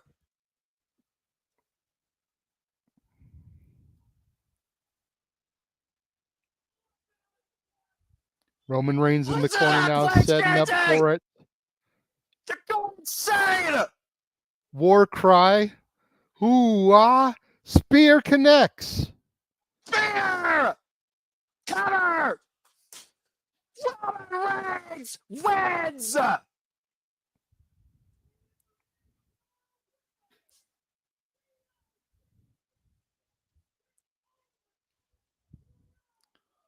Alicia Taylor says your winner, the only tribal chief, Roman Reigns.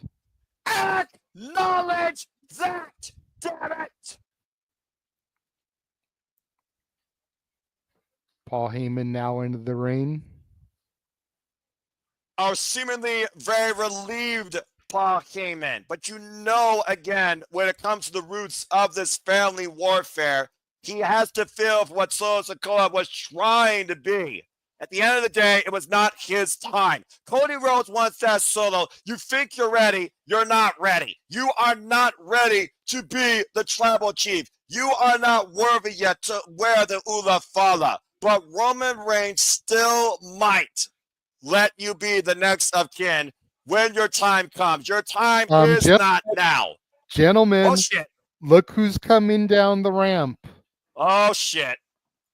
The most electrifying man in all of entertainment is coming back to the ring. Remember, JJ. Surprise of Paul Heyman and the only tribal chief. Remember, JJ. Rock said, maybe I should eat at the head of the table. He did acknowledge Roman Reigns as his tribal chief. Does he still truly acknowledge him as such to the same degree?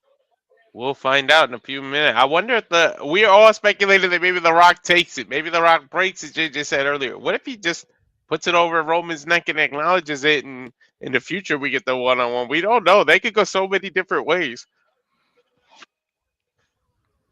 It was the route that literally held the hand up of Roman Reigns back when he won the Royal Rumble in 2015. Rock asking for the Ula Fala from Paul Heyman. Turns and faces Roman Reigns. Rock's going to present the Ula Fala to Roman? If that. I mean, he is the high chief. And The Rock places the Ula Fala around the neck of Roman Reigns.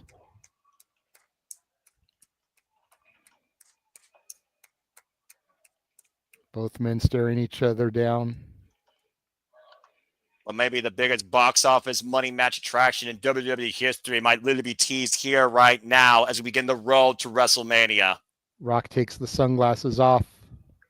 Oh, boy. Well, we know Virgil will be happy about it. Take a picture. It will last a lifetime. Oh, he's offering his hand. His hand. Blood lives. Blood bound forever. But how many times have we seen this where two men have shaken hands, embraced, he's just saying, I love you, and then the person turns. Roman turned his back to The Rock. Well, JJ, that's still a foregone conclusion. Whether you think that's Brutus and Julius Caesar building in the ring, but one thing is for certain, the Roman Empire is back tonight on Monday Night Raw on Netflix. And Roman Reigns, once again, is back in his proper spot in that throne at the head of the table, wearing the very symbol that represents it. Look to the heavens, saying, I love you to his father. Rest in power. All is right in the world once again when it comes to the bloodline. I don't know, Noah. I don't know. This is going a little too long. Roman once again with his back to The Rock. Paulie with his one in the air acknowledging his tribal chief. And of course, Paul Heyman will remain the wise Roman man with his of one in the Roman air. Reigns.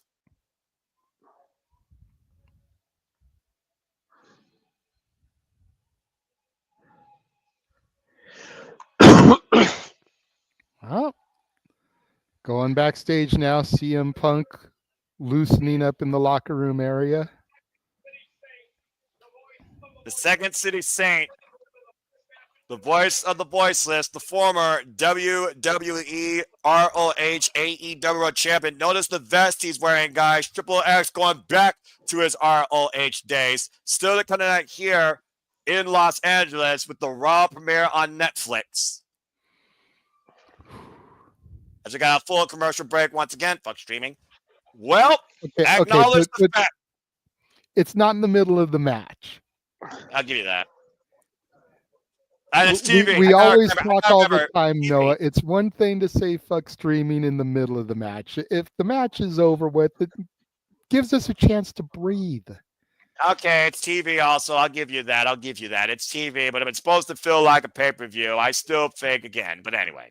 Gentlemen, we are an hour into this, and we have had Triple H introduce us, The Rock come out and cut a promo, and Tribal Combat. That is literally all we have had in this first hour. And I feel like I've gotten my non-existent money's worth. As Jeff Meacham pops in, Jeff, the electricity in the building. Talk about it. If you can, fix the thing. I think you better mute it. Everybody hear me? Sorry about that. Go ahead. So, Joe and I are literally at the top of this place. Like, let me see if I can break in with a minimal of effort here. It's always fun to try this shit when you're live. Let me see. Right? Hang on. I won't be able to hear you, so hang on, but say hi. So yeah, we are way the hell up here. Sheesh. So yeah, we are at the tippy top of this place. But the electricity in that match was just unbelievable. Like I can't even describe it. It was just fucking awesome. Very cool to see The Rock. I leaned over to Dylan and I said, just think about this for a minute. His father is gone. His uncle is gone. But his wise man is there to adorn him with the Yule of Fala as it should be. I started crying. I'm fucking messed. Anyway, I know the New Day are out there doing their thing and being assholes. So I'm gonna let you guys get back to it. But I'll be. What I missed what that said. I'm sorry. Oh God, yeah, like the roof hasn't come back down from the earth, from the sky yet since we got in here. Yeah, it's been awesome. Anyway, y'all have fun. I didn't mean to interrupt, but I wanted to make sure I got my thoughts on at least that match. So I'll be back later. All right, good, Jeff.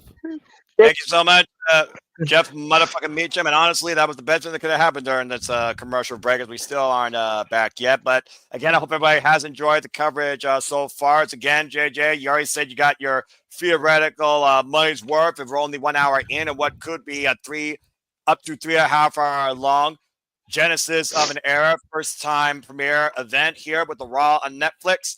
And we will see what happens going forward with these TV watch-alongs on Netflix, whether it's Monday Night Raw, whether it is a WWE PLE, which I suppose they're going to move those PLEs, I believe, to Netflix and the Netflix library over time, according to what I've been seeing.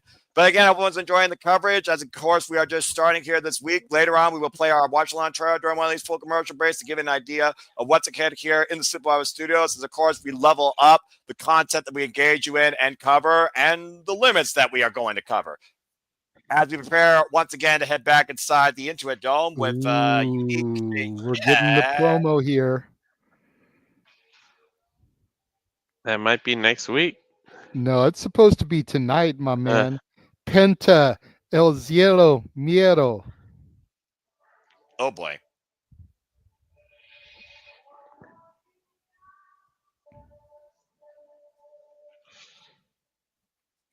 I'm a And of little course- First shocked time that they the, finally said that it is Penta. It's been alluded to all along, but that time it actually said Penta across the mask. Well, again, JJ, it is a new era, but also with a new era comes a new beginning. And with that new beginning comes a journey. And that journey, of course, forges all the way to WrestleMania, but begins when the clock hits 0 and you're on your way to that ring. Of course, we are talking about the Royal Rumble. And if you all aren't aware, the Royal Rumble in WWE makes history when it goes international for the first time beyond North America's continent, as it will be from Riyadh, Saudi Arabia in 2026. Stay tuned for more on that, as that will be part of the Watch Along coverage here at Slip Studios. As of course, WWE is constantly trying to reach out and expand across the world. History being made, JJ, for the first time ever, we are getting the Royal Rumble from Riyadh, Saudi Arabia. Yep, and that's definitely something we'll be discussing this week on the Saturday Shenanigans, so make sure you tune in for that. Man, I'm still like losing my shit over this first hour of television. And JJ, And this is everything that is still to come ahead of us. especially not just tonight, but in general. Yeah, I mean, we know we still have Logan Paul tonight. We know we still have John Cena tonight. We know we still have Drew McIntyre and Jey Uso. We know we still have Rhea and Liv. We know we still have freaking Seth and Punk. Rey Mysterio is supposed to be teaming with a mystery partner tonight. I'm assuming that's going to be Penta El Cielo Miedo. That's been the heavy rumor. So much, and then you don't even know what curveballs may get thrown our way. Yep. You don't know Becky Lynch. You don't know so much stuff. Charlotte See Flair, and LA of course, Knight there in the crowd. speaking Hayden of Carter, course, featured Katana stars. Chance, Mello, Austin Theory, Grayson Waller, The stars of Zoe SmackDown. Stark. She cleans up pretty good. I thought I saw Kaylani back there as well. There's Fluffy Gabriel Iglesias. We Comedian know how W big of a fanatic. WWE fan he is. Yep, No, I there's no actually met him denying in that. San Diego outside of a show.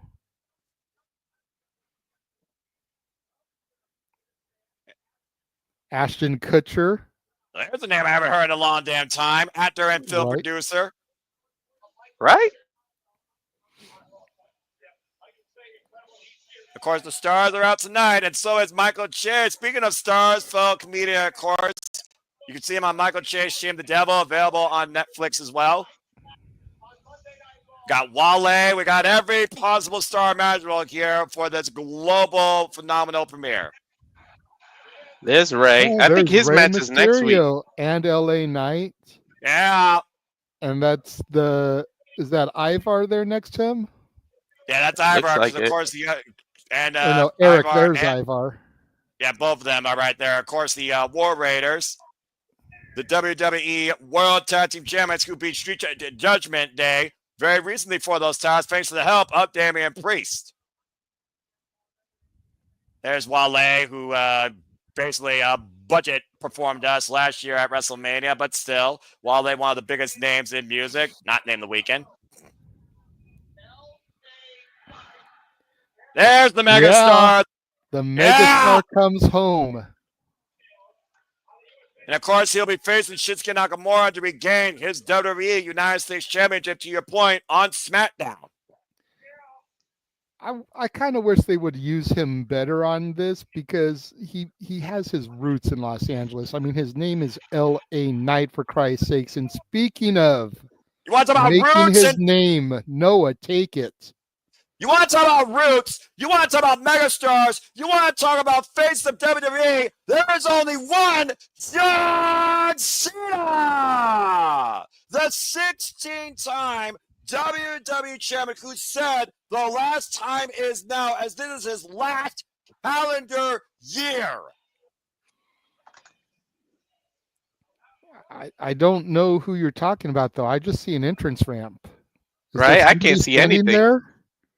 Well, I heard someone say, let's go to work, Stu, and I see someone storming down to the ring. I must have better vision than you, as the 16-time WWE champion is here tonight on Monday Night Raw on Netflix. Emmanuel's favorite wrestler has graced Los Angeles with his presence. I will say right now, when I was a WWE fan, this was one of the top individuals that kept me for my love of this brand, of this company, of this business. Countless classics and unique rivalries with this individual, from Edge to Randy Orton to Daniel Bryan to Brock Lesnar to Roman Reigns himself. To Shawn Michaels. Still, Shawn Michaels and John Cena is one of my top WWE matches of all time, WrestleMania 23. Let's hear it from the man himself. JJ, this is all you.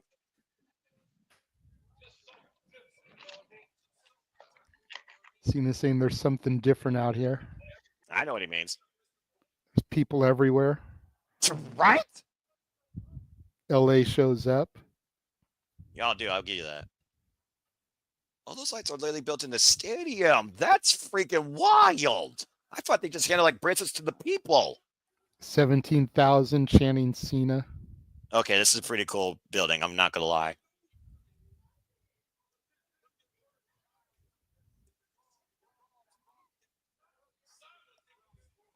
Cena saying this is the first time in history that Raw is being broadcast throughout the world.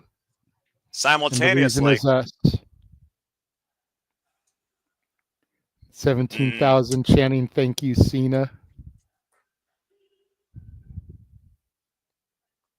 Thank you, Cena. 2003 through 2025.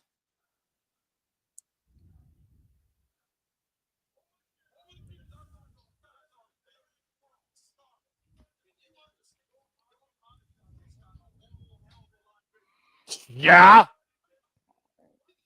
Cena saying that everybody can see now.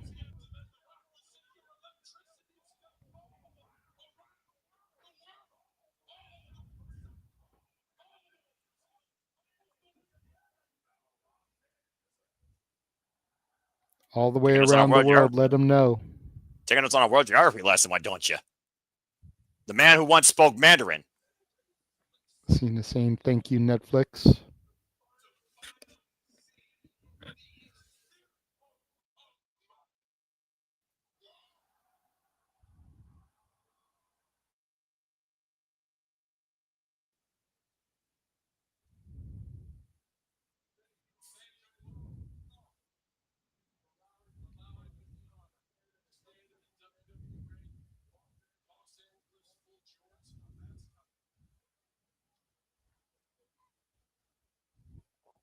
Cena saying this is the last time he's going to be in Los Angeles.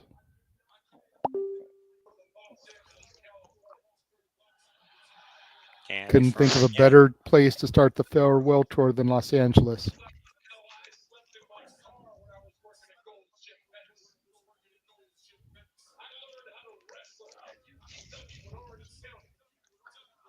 Yes, name drop in UPW in Orange County. This is why I let JJ talk. Mm-hmm.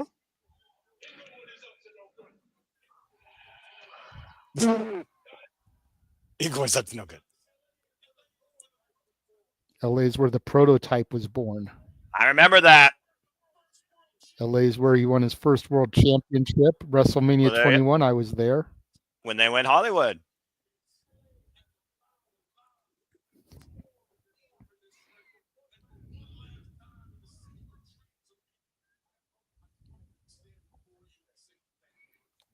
Cena stands humbly in front of us all to say thank you, where dreams are made, because LA has helped make his dreams come true. Oh, I know Jeff is a wreck right now. Again, yeah, I'm about to say, I don't think Jeff's going to be able to come on here without tears in his eye for the next hour at least. And again, whether you hate him or love him, 17,000 again chanting thank you, Cena. and I bet you that's a polarized audience that's doing that in unison.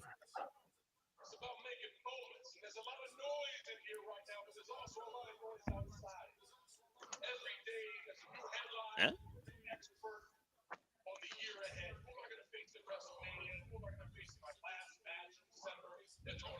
Yep. Yep. Yeah, there you go. Name drop Drew McIntyre. CM Punk, of course. Whoa, that's a big one. Logan Paul. The man that you have talked about forbidden when it comes to this man. Cody Rhodes. Now, Cody Rhodes would be interesting.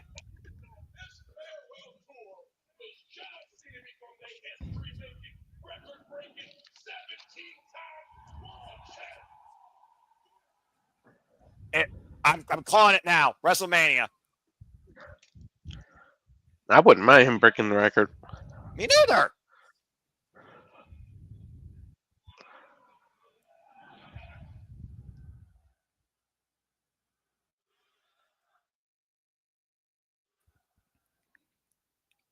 Crowd chanting, "You deserve it," John.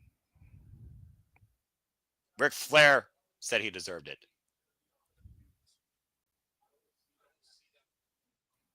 Cena says he doesn't see it happening.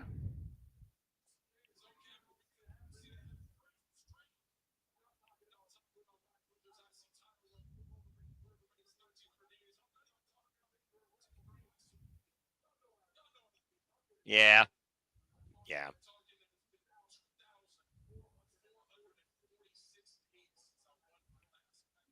Yep, that's right. 2,446 days since he won a match. That's crazy.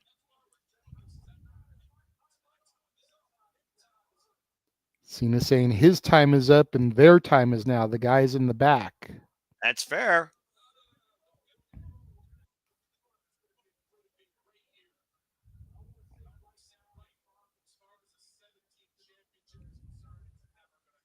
Cena saying it's never going to happen, that 17th championship. That's a bull. How many times have we known not to say never say never?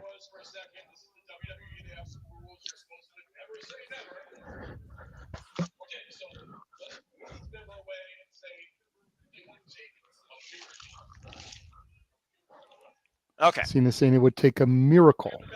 I can buy into that. Cena says he's got a better chance at winning an Oscar.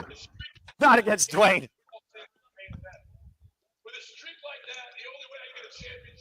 Right.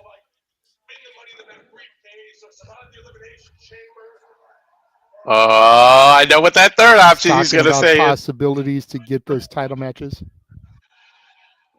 I mean, John Cena has won the win Royal Money in the Rumble. Bank, survive the Chamber, win the Rumble. We know John Cena, Jada, has won the Royal Rumble on multiple occasions.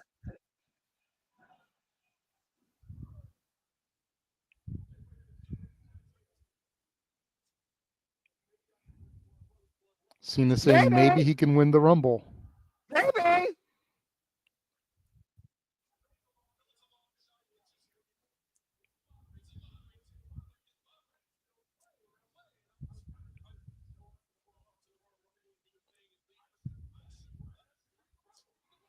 I think he Cena should play saying without that the you, Rumble is JJ. like a lottery, but you can't win if you don't play. And February 1st, I mean, Indianapolis.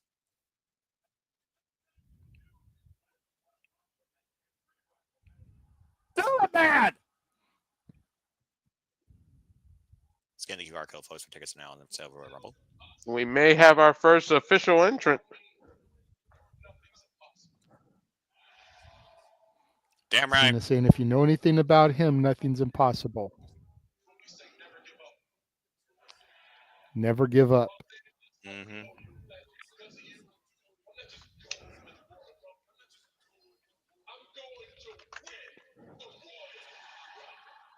Cena saying he's going to win the Royal Rumble. You want some? Come get some.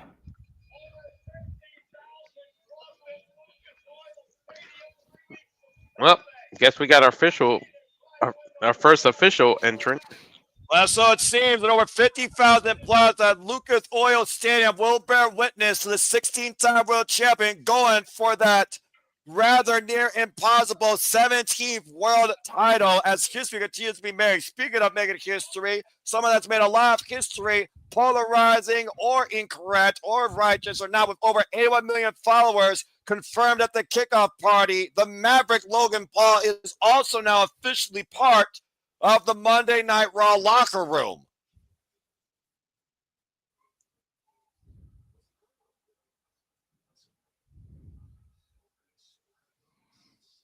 I cannot argue seeing this man live at SummerSlam and seeing in less than literally 30 matches what Logan Paul has brought forward to WWE in that ring every time he has been in competition, JJ.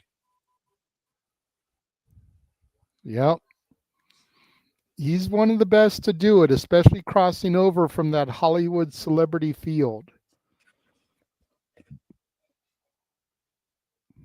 We haven't seen Logan Paul since he lost this WWE United States Championship to LA Knight at SummerSlam, but there is the Maverick taking in the sights of Monday Night Raw on Netflix.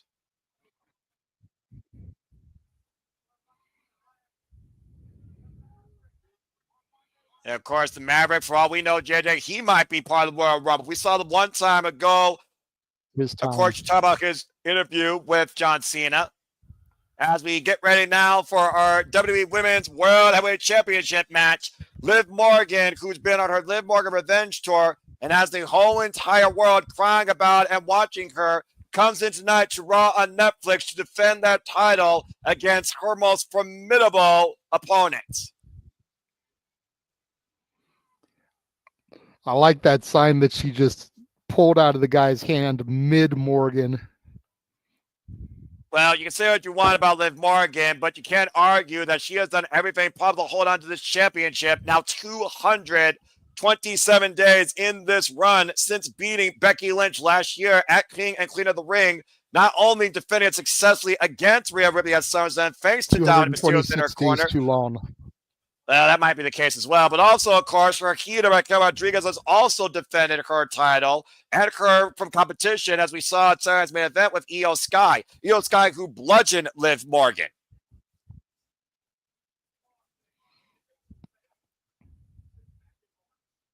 And again, she has not lost a singles match since back in March.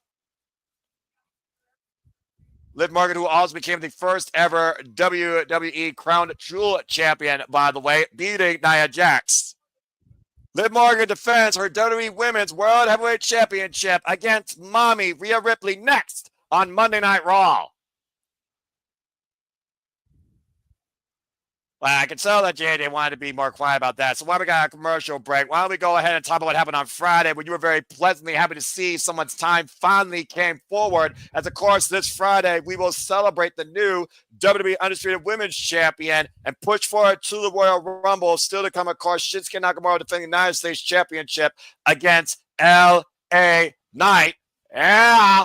And, of course, we will follow the tensions that continue to grow between Kevin Owens and Cody Rhodes. Stay tuned. Friday Night SmackDown, 8 p.m. 7 Central on the USA Network. JJ, why don't you go ahead and talk a little bit about the moment that really brought a pleasant surprise and tear to your eye. You've been following that young lady since your NXT. Tiffany Stratton, Tiffy time has finally arrived. Wait, JJ, what time is it?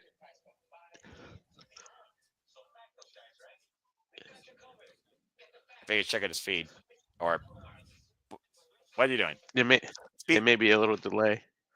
Okay, so there might be a little bit of latency. He's going to reboot again. Well, again, Walter, while he reboots here, let's talk a little bit about this here before he talks about Tiffy time. Liv Morgan, I think people have had a lot of mixed emotions about her, especially with the way that she got this championship. It was all due to a formality. Remember, it was Becky Lynch that was unable to beat Mommy Rhea Ripley last year at WrestleMania. But due to an injury Liv Morgan caused, Becky Lynch won a battle royal, but Liv Morgan took advantage of Becky Lynch at King and Queen of the Ring with the help of Dominic Mysterio, and she's been upward ever since. Liv Morgan literally created the opportunity for her to become the WWE Women's World Heavyweight Champion at the expense of Mommy Rhea Ripley.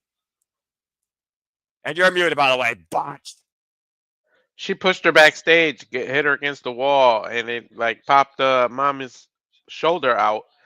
So we got to where we got to now, but yeah, she's kind of a polarizing figure ever since she got this title. But yeah, it's where we're at now, and I think Renegade is back, so he can answer what time it is right now. Oh, it's definitely Tiffy time. There we go. So, JJ, I got to ask, we got a commercial break. What were you feeling in that moment when it actually happened? I was mixed. I'm not going to lie. I was mixed about it because on the one hand, I was so ecstatic to see Tiffany cash in, be successful. You know, I've watched her since she debuted in my NXT. Mm-hmm. The flip side of that coin was there was a small part of me that wanted to see her cash it in tonight. Either Liv or Rhea, and see how the crowd responded to her then. If Rhea does what everyone thinks she's going to do and wins the title here tonight, and then Tiffany took it away from her as soon as she got it back, would 17,000 strong still be all about Tiffy time? Or would they be pissed that she took the title from Mommy? You know, so, and what bigger stage exception maybe be in WrestleMania would there be to do it at? Like, all eyes are on this premiere tonight.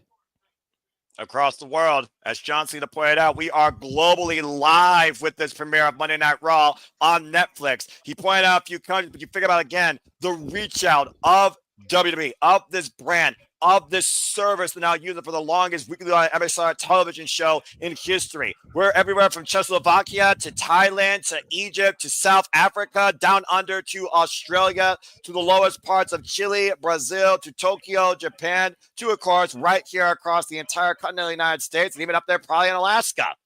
Hey, Seth Green is in the house. All the stars are out tonight. I've met him too. He's cool people. You can follow him on Futile and Stupid Jester on Netflix. And there's Macaulay Culkin. That's awesome. Macaulay Culkin in the house. You know, shit. Junior. You know he had to be. Yeah, with his Lakers championship. Well, I mean, we are in the home of the Lakers, LA. Hey, Danielle Fishel, Topanga in the house. That might have been my first childhood crush. I can't lie. All the stars are out tonight for the Raw premiere on Netflix. Mine was a toss-up between Kelly Kapowski and Donna Martin. Yep. I loved Kelly and Lisa too. Hey, Naomi and Bianca in the house. Yeah, they're the W Women's Tag Team Champions. Nothing super suspicious about that. I'm most certain. By the way, I don't know if you're hearing over the intercom, guys, but they're playing the old Monday Night Raw music. Play that fucking music. And speaking of an attitude, there's Shinsuke Nakamura, the Dark Samurai, the United States Champion, who beat Uka Yosaki at Pro Wrestling Noah the New Year, Walter, while holding that title in the Arc. And there you see again W Hall of Famer X-Pac, of course, who's been heavily involved in the creation of this new alongside Project Event, going all the way back to the original days of DX. But right now, guys, we got to focus on the present as we get ready for our WWE Women's World Heavyweight Championship match. Liv Morgan waiting in the ring with Raquel Rodriguez and Mommy, of course, Rhea Ripley, who still holds the longest record at 379 days, the longest run since 2016. Bayley second place, tied for 379. Liv Morgan right now is in third at 226. Wasn't that person next to Topanga the person that played Eric in Boy Meets World? Wasn't that him too?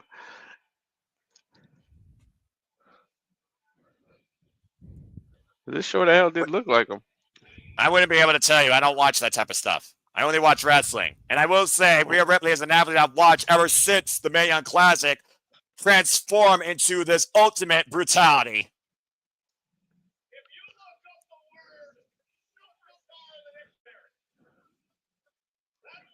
Michael Cole saying if you look up the word superstar in the dictionary, it's Rhea Ripley's face.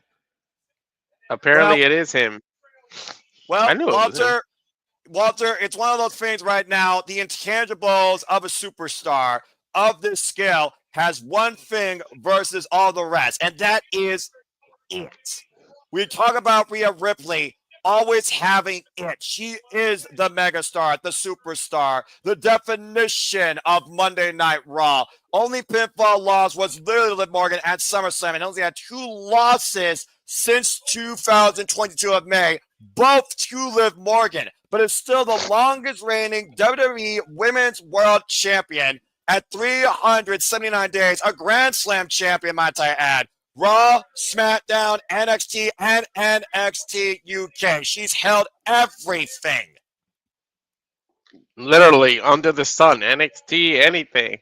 She definitely is a superstar, and she better, for Liv's sake, you better hope you don't look up brutality under the dictionary in its Rhea's picture, because if she shows what she can do in terms of brutality, it's a foregone conclusion we got a new champ. You see the tail of the tape there. 5 matches, 3 wins, 2 losses. 3 of those being title matches versus Liv Morgan. Why did JJ drop out again? I don't know. I think he's having a Wi-Fi issue. All right. Here he goes. Bring him back in. Speak.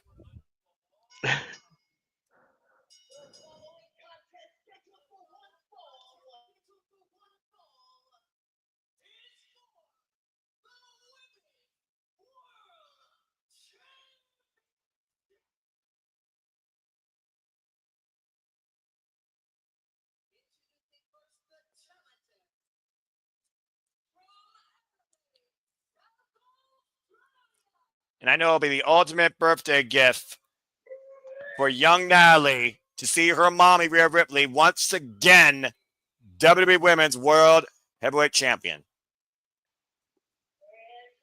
That would definitely be a good gift. I went on mute to try to give him a chance to talk to see. Yeah, he's still frozen completely.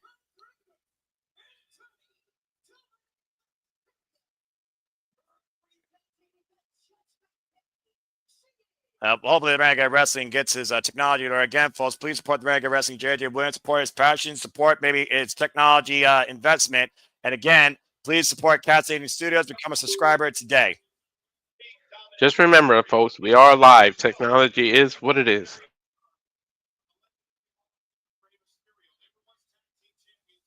Here you see, of course, the WWE Women's Heavyweight Championship hoisted up. Of course, Dominic Mysterio, the son of Rey Mysterio, and of course, in a way, a son to, of course, Bobby Eddie Guerrero, R.I.P. Never called him Poppy. That was a good one, though. Papi, órale. I remember the shirt. I was an Eddie Guerrero fan back when WWE, of course, was in their early jazzes. And here we go. Órale, vato. The personal battle, how personal this has gone, of course, with these two, especially over this last year. As again, JD tries to figure out his technology. And stay tuned, folks, for the Bank Rest of JD Williams, the host, the WWE Simulator Studios post show here after Raw on Netflix goes off the air. Of course, we have Wade Barrett, Joe Tessitore, and Big E for Monday Night Raw post show across all WWE social medias. Rolling cannonball, rolling into Raquel Rodriguez. And there are rules in this match, by the way, Walter. Let's also put that in perspective for everybody here. The only way the title change has to be a pinfall submission inside the ring. Counter disqualification means nothing. I know there's rules, and Liv and Dom will find a way to break them. But again, the strength of Rhea Ripley. Hoisting up Liv Morgan, powerbomb on the announce table. Ow. How's that feel, Liv? Not great, I can bet. We'll see if Liv Morgan can bounce back into this and watch her lose or win after we come up with this commercial break with Raw on Netflix. Fuck streaming. Check 1, 2. I can hear you. Can you hear me? Yeah, hear me. Yes, I hear you. Okay. Now we're back here. Good grief. Technology. Fuck off Mother Nature and fuck off its difficulties. Well, again, JJ, we talked about Rhea Ripley. We talked about, well, now they can probably speak more verbatim about mommy. But we also talk about mommy being the top star, female star, arguably, in WWE with victories over the likes of Charlotte Flair, Becky Lynch, a who's who of this business, Asuka. Rhea Ripley has done it all, but as of late, she has not been able to get the better of Liv Morgan. Yeah, for whatever reason it is, Liv has just had that little bit extra over mommy here as of late. And maybe it's just the fact that she has the Judgment Day running mates, or maybe there's a little bit more cerebral going on. I hate to give the blonde bimbo too much credit, but, you know, there's got to be something there that we're not seeing, that Liv has got that just slight mental edge over mommy as of late. First time that Rhea Ripley and Liv Morgan locked up was back in the Black and Gold NXT on an NXT live show, actually, in tag team action, and also in a Halloween costume battle royal. And of course, we've seen the evolution of both Liv Morgan and Rhea Ripley, from tag team partners to former tag team champions, to the most bitter of rivals, to the first and final entrance of the Royal Rumble. Of course, Rhea Ripley, also a former coast to coast Royal Rumble winner. And of course, their last one-on-one encounter again last year was back at SummerSlam, where Dirty Dom turned on his mommy and allowed Liv Morgan to escape still WWE Women's Heavyweight Champion.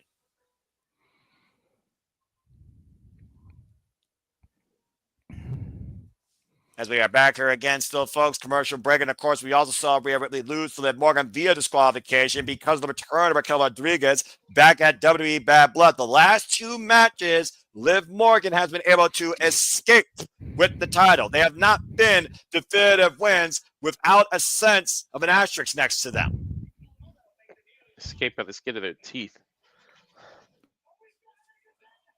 And of course, we talked about before, all the stars are out tonight with the Raw on Netflix, including Fluffy Gabriel Iglesias. And you can, of course, follow his show, Gabriel Iglesias, Legend of Fluffy, on Netflix. Anytime I you agree wish. with Emmanuel here, going to the side chat real quick. I want to know why they changed the match. This was supposed to be last women standing, which is why I thought that Tiffany cashing in her briefcase would have been perfect. But then they ended up changing that and dropping it. I'm curious why. It's one of those Maybe things. they felt it would be too much like the tribal combat. That's what I was thinking. Variety here, JJ, because in Triple H's era of WWE, there's one thing you could say about the TV prop. He tries to offer variety amongst match types and competitors.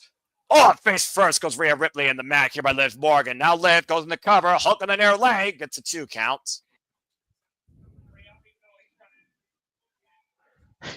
Michael Cole said Dom can't even count to 3. I don't know why he's trying to. That's Pat McAfee, to be fair. And also, I think Dominic Mysterio, I mean, I'm pretty sure he lost a few brain cells when Mommy turned him into a piñata. You can say what you want about Dom. He went from Rhea to Liv. Like, a little jealous of that dude. And he can get women. Yeah, the evil way sometimes prevails. And of course, tomorrow we will be covering NXT at New Year's Evil. Stay tuned for more on that, Curtis at Simba Studios, as well as later this month we'll be covering the second Saturday night's main event since the return of that retro brand, as we saw last year. And stay tuned, of course, as we give you all the way through to WrestleMania, on the road to WrestleMania, with the Elimination Chamber and the Royal Rumble. And right now, Mommy is asking to be punished by Liv Morgan. Oh, and takes her down with a single clothesline. And Rhea Ripley right now unleashing what brought her to the dance. Now a ripcord, Slowback kick, still holding wrist control, hoisting up Liv Morgan, just throwing out face first. Now Ripley right now driving her knee for the side of Liv Morgan's head. Ripley getting fired up.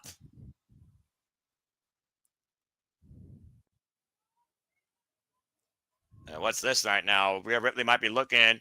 The pump handle, reversal, hooking up Liv Morgan. Oh! Up and over goes Morgan with the drop suplex. Again, we talked about the it factor, Walter, of Rhea Ripley, but she might be literally pound for pound one of the strongest females in all of WWE. And Morgan looking up for a roll up there, and again, Rhea Ripley able to scout it. Looking around. Oh, and have Nelson suplex. Coming down, Rhea Ripley hook on the far leg. It's a 2 count. Did you say Rhea or Liv? Rhea is one of the strongest, right? I said Rhea, and you just saw with that half Nelson suplex and a near fall. Yeah, again, definitely. Let's figure out technology. I swear to God, freaking weather technology cost JJ here at this show. I swear I'm going to be pissed off. Still coming out, of course, Jey Uso versus Drew McIntyre and Seth freaking Rollins versus CM Punk here with the Raw on Netflix. And right now, Rhea Ripley might be looking to send Liv Morgan for the riptide. Liv Morgan, though, able to escape. Oh, and a backstabber. Bring JJ back in, Walter. And sends Rhea face first in the second turnbuckle. Out of the corner, looking for the tornado DDT. Spiking Mommy. Coming out by Liv Morgan. It's looking at the front leg. Gets a 2 count. There. JJ, speak. Yes, yes. Yes. You hear me? I hear you. I hear you. You hear me? Everything okay? Okay, boss. Good deal. I ended up going to my phone. I'm done with messing with my laptop right now. I don't blame you. Go with what's more reliable. I'm so sorry you had to deal with that as you're trying to turn your laptop into oblivion. Liv Morgan for Oblivion runs into a massive headbutt, though. Stephanie Zaguri rocks Mommy, who's still staggered, though, on her feet as this championship match continues. Irish whip reversal. Slips out from underneath. Nice transition. Looking for the riptide. Connects it. Riptide! Football cover! Let's put kick out of tail by Liv. Damn it! That was a smooth transition. The way she slid through her legs and set it up. That was gorgeous. Yeah, perfect execution. She held on to that arm, and not too many people can claim they kicked out of the riptide. So you got to give Liv a little credit. No, I don't. What's it going to take? And what's it now going to take for Mommy to win as you got Dominic Mysterio bringing the championship inside the ring, trying to distract the official and create an opportunity for Liv Morgan. Referee, though, grabbing the title. Here comes Raquel with a chair. Eats a knee strike, though. Chair still in the ring. And Liv Morgan, Seth Rhea into oblivion. Face first in the chair. Dun, you blonde pimple. Cover. No. That might have been Liv's best opportunity there. Oblivion onto the chair, and Rhea still kicked out at 2. Look at it again here. And the knee strike to Raquel and literally face first into that chair. Liv Morgan trying to send Rhea Ripley into oblivion, and Mommy is still in this. Now Liv Morgan right now literally beside herself, and Dominic Mysterio once again trying to encourage the champion here. Follow up in the attack. Both these women have pulled their kill shots here. The German Super. You gotta be kidding me. Gets one vertical, goes for the second one, looking for the three amigos, shades of Dominic's father, Eddie Guerrero. Hits Dominic the third himself. one. Dominic himself, who says he's the best thing since Eddie Guerrero. The best Mysterio in the family. Everybody's entitled to their opinion, but again, opinions are like assholes. Everybody's got one. Liv hitting the shimmy. She's going to look for the frog splash here. I'm not sure how that rates on the Scoville scale. Her own Latino heat up to the top rope here as Liv Morgan right now in the drop zone. It's Mommy. Frog splash to Rhea Ripley. Connects to no. Rhea's like, get off me, bitch. Liv, don't ever do a shimmy and then proceed to do one of the ugliest frog splash in fucking history. Don't do that ever again. I mean, she got all of it, though, guys. You got to appreciate the impact on the court, but you got to appreciate the endurance of Mommy, who's still fighting in the championship match. The taxing effort here being displayed by the challenger as Liv Morgan send Rhea again into oblivion, but Rhea Ripley able to counter. Hooking Liv Morgan, preventing. Rhea shaking her head no. And blowing a kiss. Gives her the kiss. And playing it down in the ring. And look at her hook her up again for the red side. Guys, I think Rhea's done. Doesn't go for the cover. It's not enough here. Mommy's looking to break Liv Morgan and make everybody cry a river. Here's the cover. Rhea Ripley once again. WWE Women's Heavyweight Champion. Mommy's on top. Rhea was Rhea done Ripley, fucking around. Yeah, she has finally got back what she never lost in the first place.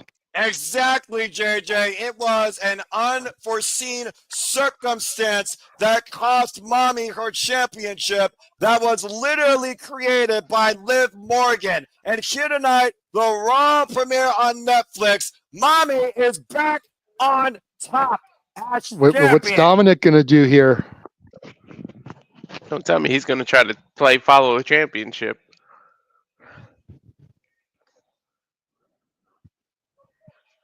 Oh, you gotta be kidding me! Don't you even, Rhea? Don't you even send this boy back to the correctional facility? I don't know, guys. Hey, LAPD don't fuck around. You don't want to send him to our correctional facilities. Actually, I do. This two-faced bastard deserves it. I smell a low blow, guys. I don't know about you guys. Oh, you're like Mommy's supposed to forgive you, all right? Mommy's supposed to forgive you as she kisses the towel and lays it down in the ring. I mean, Mommy could be very, genuine. Mommy could forgive. Boom! Dick Kick City. Told you. Boy, was that overdue! Put that bitch in place! Red side of Dominic! You got kicked in the nuts. Poetic justice for a stupid, inconsiderate, immature brat. Rhea did him dirty, huh, guys? Well, dirty is the cleanest form. Congratulations to Rhea Ripley. Once again, WWE Women's World Heavyweight Champion. Natalie, your Mommy is back on top. Happy birthday. Now cue Charlotte Flair's music, because she's gonna want to come after that title now. I mean, I wouldn't mind that run back at WrestleMania 39, one of the best women's matches in WWE recent history. But for now, it is all about brutality at the start of this new era. And Liv Morgan, you can go cry yourself a river.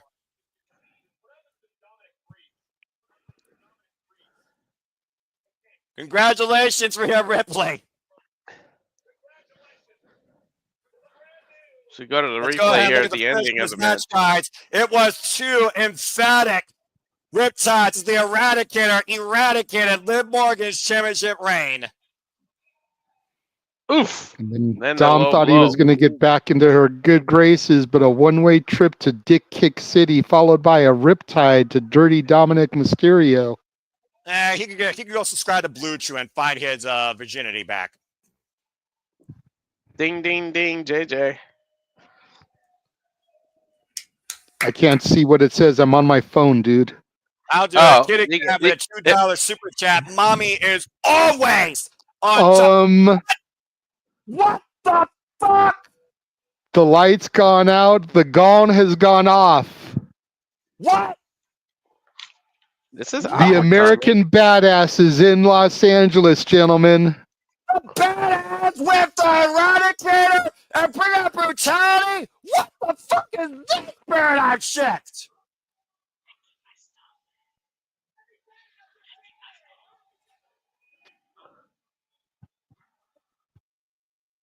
There he is!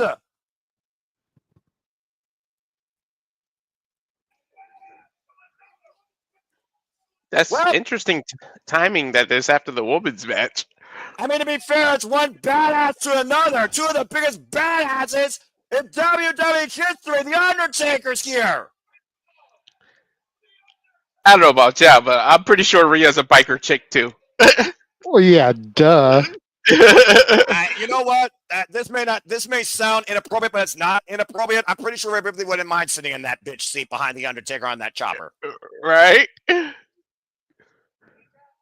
Show of respect from the dead man to the new women's champion. A hell of a moment there for Rhea Ripley, who, of course, made it the very first Monday Night Raw. Now Rhea Ripley is once again back on top as Raw Women's Champion. I wonder if he's offered her a ride. It's a hell of an endorsement. All right. Don't forget, he's got a wife who could just come out of retirement anytime. I wouldn't mind seeing Michelle McCool versus Rhea Ripley for the World Championship at WrestleMania. From January 1993 to January 2025. And again, you see the SmackDown locker room. We're like, why the fuck are those two in there? Do you see the locker room relaxing up in the VIP area of sorts? Party Girls, House Maxine Dupree. Yep, Byron Saxton. And also, folks, Monday Night Raw is returning to the mecca of this sport here in the country, Madison Square Garden, New York City, New York, Monday, March 10th. Tickets are available now if you want to be, of course, part of that unique environment. It is a one-of-a-kind thing to be a part of WWE from MSG, JJ. I completely agree. I've never been to the Garden. I'd always love to go to the Garden, but, you know, looks like we're backstage here. Adam Pearce and Bailey. Bailey looking good. Wait a minute. Is Bailey part of the Monday Night Raw locker room? This is Superstar Trade Window, or whatever they're calling it.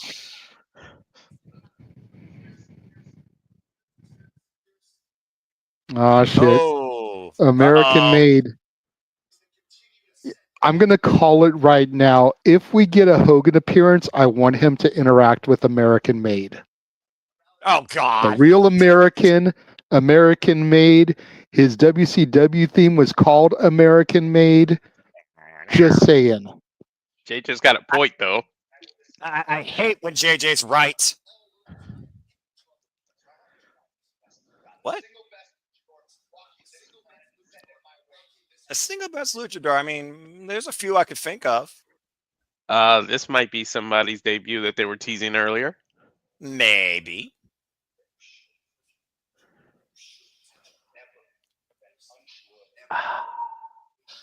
I could think of somebody que no tiene miedo. I could think of somebody that has no fear at all. Adam Pearce is So having he's one going to hell go of a make a busy phone night. call.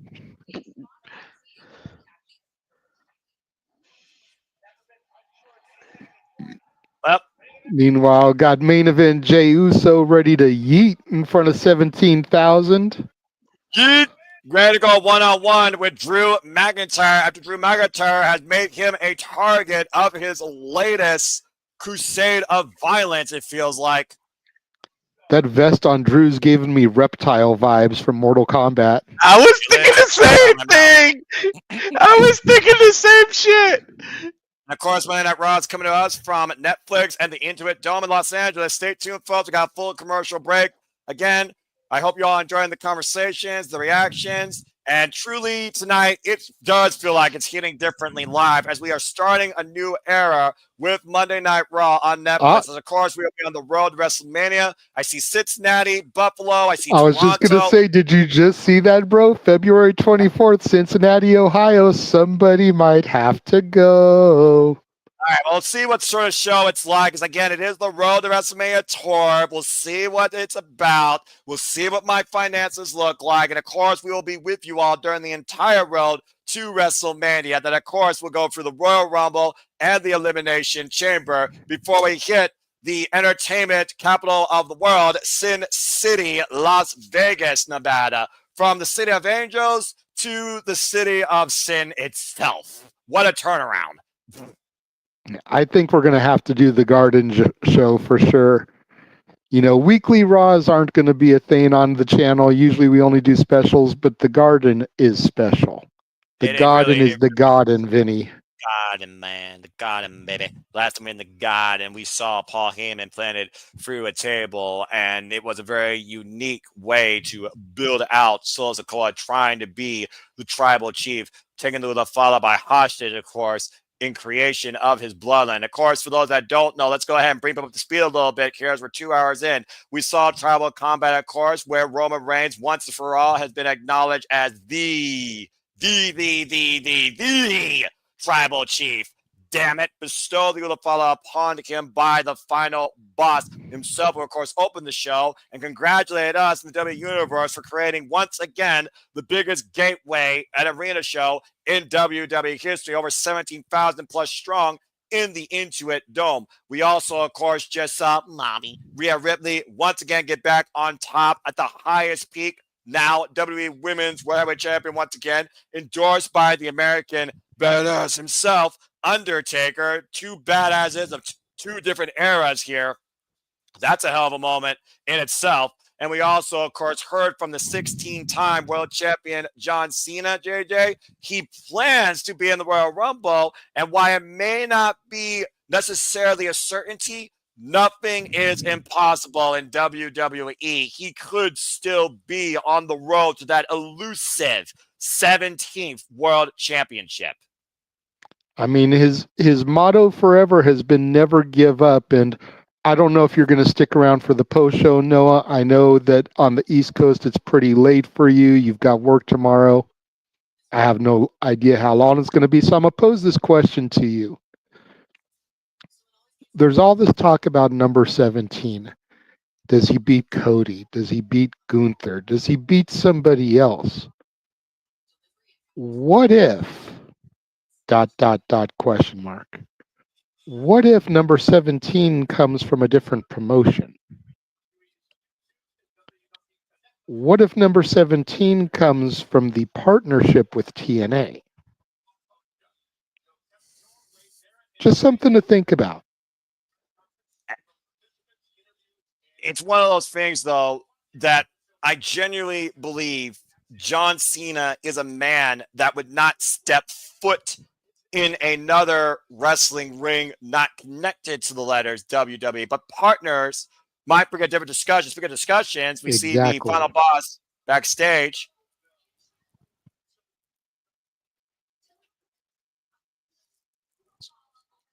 Everybody saying thank you. Heyman saying thank you, sir, to The Rock. A nice embrace between Hunter and The Rock.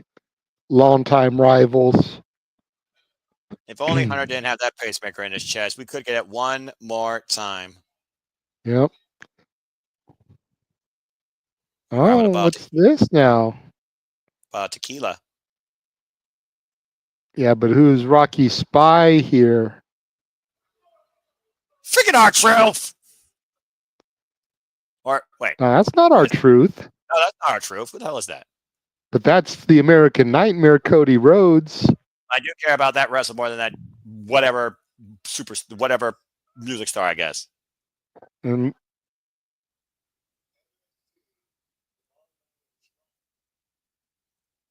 Rock just said NXT tomorrow night at the Shrine. I will see you there. The Rock is going to be at New Year's Evil, sir.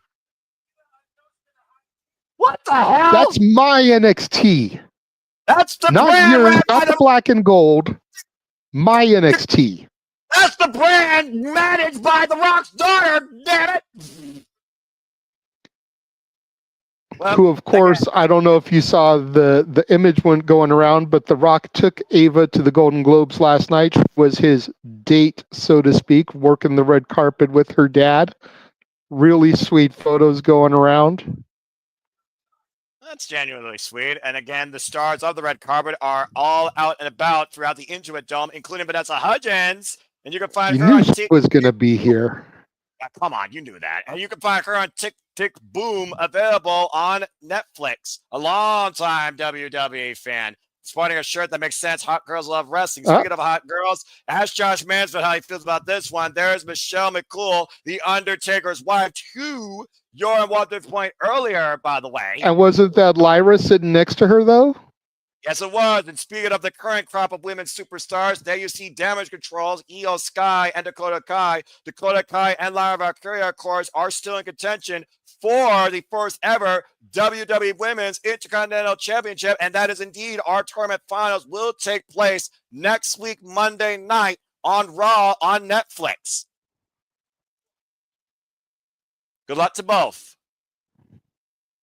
Go Lyra. I can understand why you say that, but Dakota Kai, I want her to prove that she's not injury prone and deserves a first talent. What?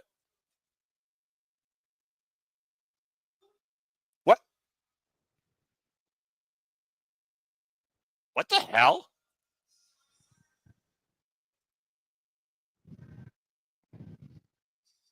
Yeah, did someone get a musical performance here?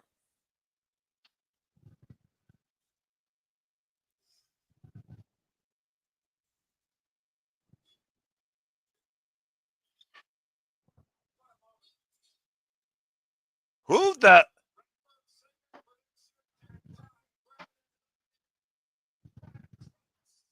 Travis Scott, apparently. Major name in the rap business. My friend King knows all about that, gentlemen. I've heard the name, but I know nothing about him. Well, again, I'm not a guy that considers rap anything. I say rap is whack, but my friend King can tell you verbatim about Travis Scott. Too bad he's not here.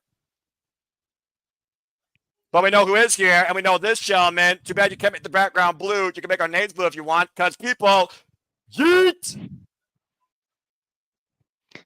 He's not in the main event tonight, but main event Jey Uso is now in your city.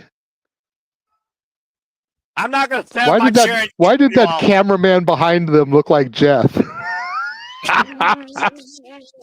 Jeff tried to forget work behind the scenes. Hey, anything to get close to main event Jey Uso. I mean, hey, 17,000 plus people are doing it, so why can't we? You're not going to get me to ever stand up in my chair and yeet, though. I'll tell you that right now. That ain't going to happen. I'm not trying to break my damn neck.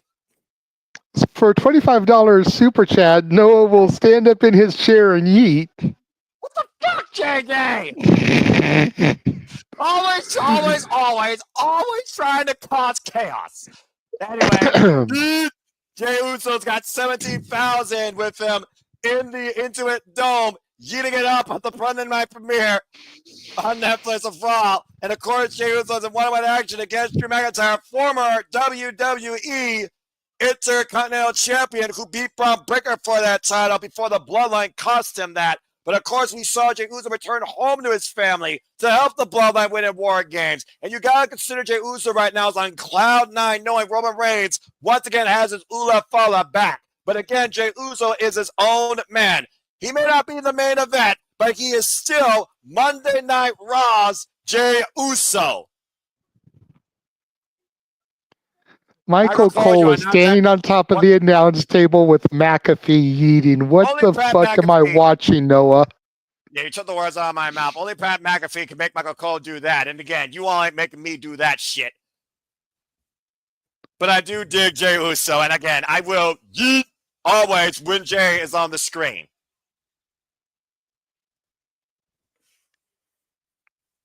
And just because it's Jey Uso.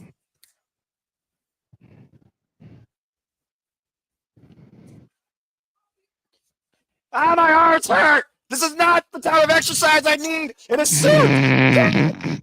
Jey Uso, stop it! Hey, Oh, Io looked God. like she was getting into it there too. Io Sky knows how to jam. There's a reason why her theme makes people have seizures. Look at the Titantron, but people like Amy, my friends of Caitlin and Aaron with, still can got moves and can groove.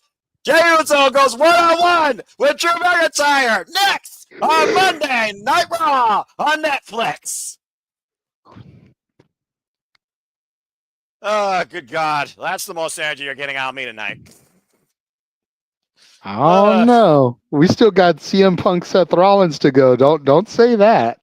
All right. How the hell do I slow down now? We'll see if I slow down come March 1st when we go back up north to Canada when the WWE presents the final stop on the road to WrestleMania. Lock in as we are going to be involved in the Elimination Chamber from the Rogers Center. And stay tuned, folks, for our coverage of that. Of course, that is Saturday, March 1st. Well, JJ, we got a full commercial break for the time being. We're 2/3 of the way in. The Cinema Studios, of course, we started a new era last year when we made this possible.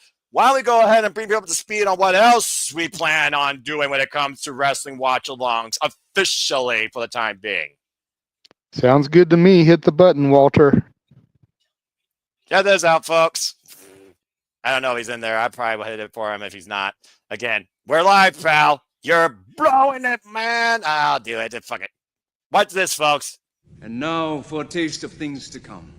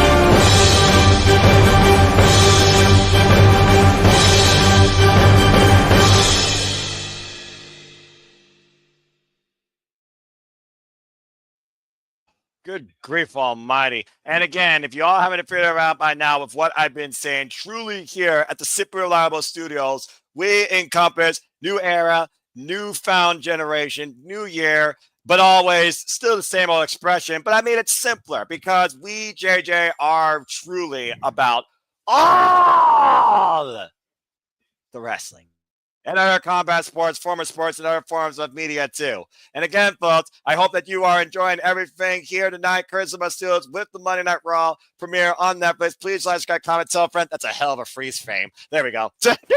You're fine. Again, please support my friends, PayPal them, support them in their passion, support the growth here at some of our studios. We're going to level up soon with game content. As I said, me and Walter are going to start doing top 10 matches each month in our own opinions, based on what we cover here across the biggest shows, across all forms of wrestling, and so much more. And stay tuned this Saturday for the anniversary of the Saturday Shenanigans. It will be, I believe, hosted by JJ Williams if we're coming back on the Valley. Otherwise, it is back to me in the hot seat. But if it's not me, this madman's already got a very dangerous plan B, because following this weekend, we're going to give you all, something in karaoke, as all the songs will be based on song titles with the word something in them. And we might even have another voice join the fray. So please stay tuned for all your forms of entertainment, wrestling coverage, and so much more courtesy of Simple Lava Studios. And we just heard earlier, JJ, it is official. The Rock will be live in your brand at New Year's Eve tomorrow night on the CW, 8 p.m. Eastern Standard Time. That's fucking nuts. Never did I ever think I would see The Rock in NXT. No. Granted, I never thought I'd see Cena there. I never thought I'd see The Undertaker there, but The Rock? Bruh. Yeah. Jey Uso, of course, joins the list of people with 20-plus television wins in 2024, including Braun Breaker, Damian Priest, Pete Dunne, Bianca Belair, American Nightmare, Cody Rhodes, and, of course, that bitch, Jade Cargill. Get well soon. Whatever happened to her, we still don't know. Eddie Orango will be our referee for this match, by the way. And I guess those are the new shirts here in WWE. But I wonder if that's just a Netflix thing or it's not going to be a continued thing here because I didn't see those on Friday. Anyway, Jey Uso prepares one-on-one singles action here against Drew McIntyre. And boy, has this Scotsman been on an escapade of dangerous destruction. The heck is happening with my phone here? You're sideways. Your orientation went all wacky. There we go. Hey. There we go. Yeah, you all set. James sent me a message and I hit the like button, but it started like flipping like crazy on me. That's because your phone probably is loose in orientation versus lock screen. Meanwhile, Drew McIntyre is locked in on punishing Jey Uso after we saw what happened with Sami Zayn and Drew McIntyre back at Saturday night's main event, and Jey Uso came to Sami Zayn's aid. Drew McIntyre now has set his sights on Jey Uso here tonight. Whoa. We also got to think about this, JJ and Walter. With the fact that we are now on the road to WrestleMania, we know the next stop, the first stop is the Royal Rumble. You could literally look at everybody here tonight looking to make a bid on why they should be in it and why they should win it. And, of course, this guy's no stranger to that. Former WWE and WWE World Heavyweight Champion. He went into WrestleMania last year and defeated Seth freaking Rollins for that title. Yep. Whoa! Jey Uso not wasting any time. Right? JJ didn't even give us a chance to react to your question. I mean, Jay. I said JJ. Yeah, you know what? A short term. And again, Jey Uso right now giving Drew McIntyre no chance to bring up Drew McIntyre, catching him though, driving Jey Uso into the barricade. Whoa, gosh! Overhead belly to belly throw, damn near chucks him into the barricade there. Right? Yeah, you see how close to the floor his head was? Shit. Yeah, dumb. Well, we talk about how personal this match has gotten, though, guys. And we got to figure about that. The personal animosity that Drew McIntyre has right now on Jey Uso ever since he got involved in his business against Sami Zayn. Now Jey Uso rolling in the ring. Excuse me. Drew McIntyre's in the ring. And I think the bell has officially finally rang. Yeah, right? It's not just about Jay. Drew's on a special vendetta against anybody who was associated with Roman Reigns' original bloodline. Again, this Scotsman always had a chip on his shoulder ever since that fallout. Oh, with CM Punk in one of the damnedest matches in Hell in a Cell history at Bad Blood, literally screwed up his own back in the process. Many people's match of the year.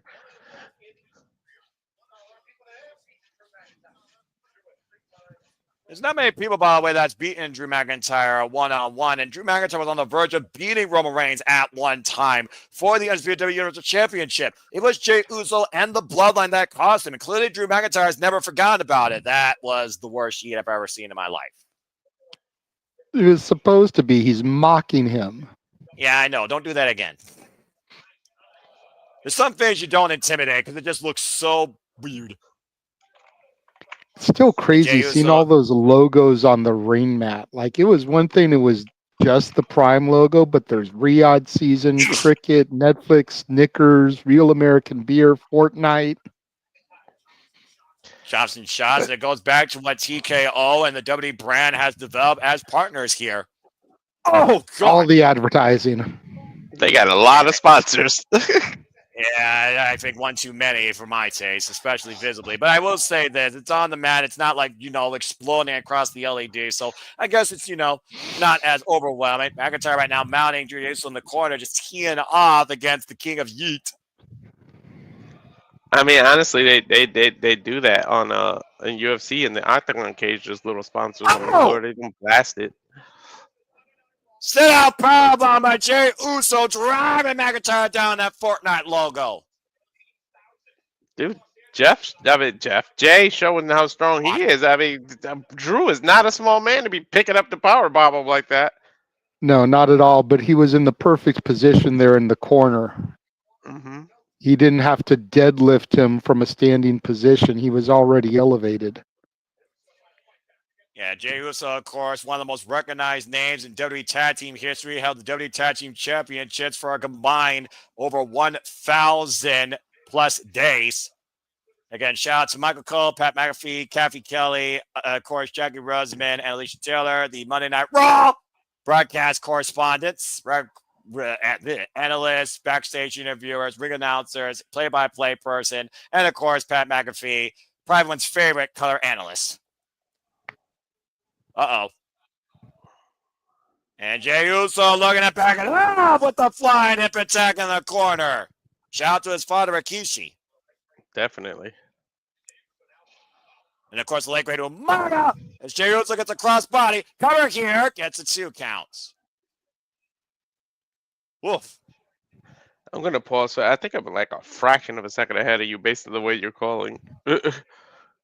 Again, folks, the recap here. Roman Reigns wins Trouble coming to become the one true tribal chief. Acknowledge that. And Rhea Ripley beat Liv Morgan to once again become the WWE Women's World Champion. Mommy is officially back on top. TOP all caps. And then pretty much gets an endorsement by The Undertaker. American Badass Undertaker. Let's be specific. And Drew McIntyre right now. Uh-oh. I don't like Drew that. Look at stalking Drew's in the face. corner. He's ready for that Claymore kick. Mm-hmm. Countdown to Claymore Country. 3, 2, 1. And runs in. Oh, runs in that super kick. He might have counted down to his own demise.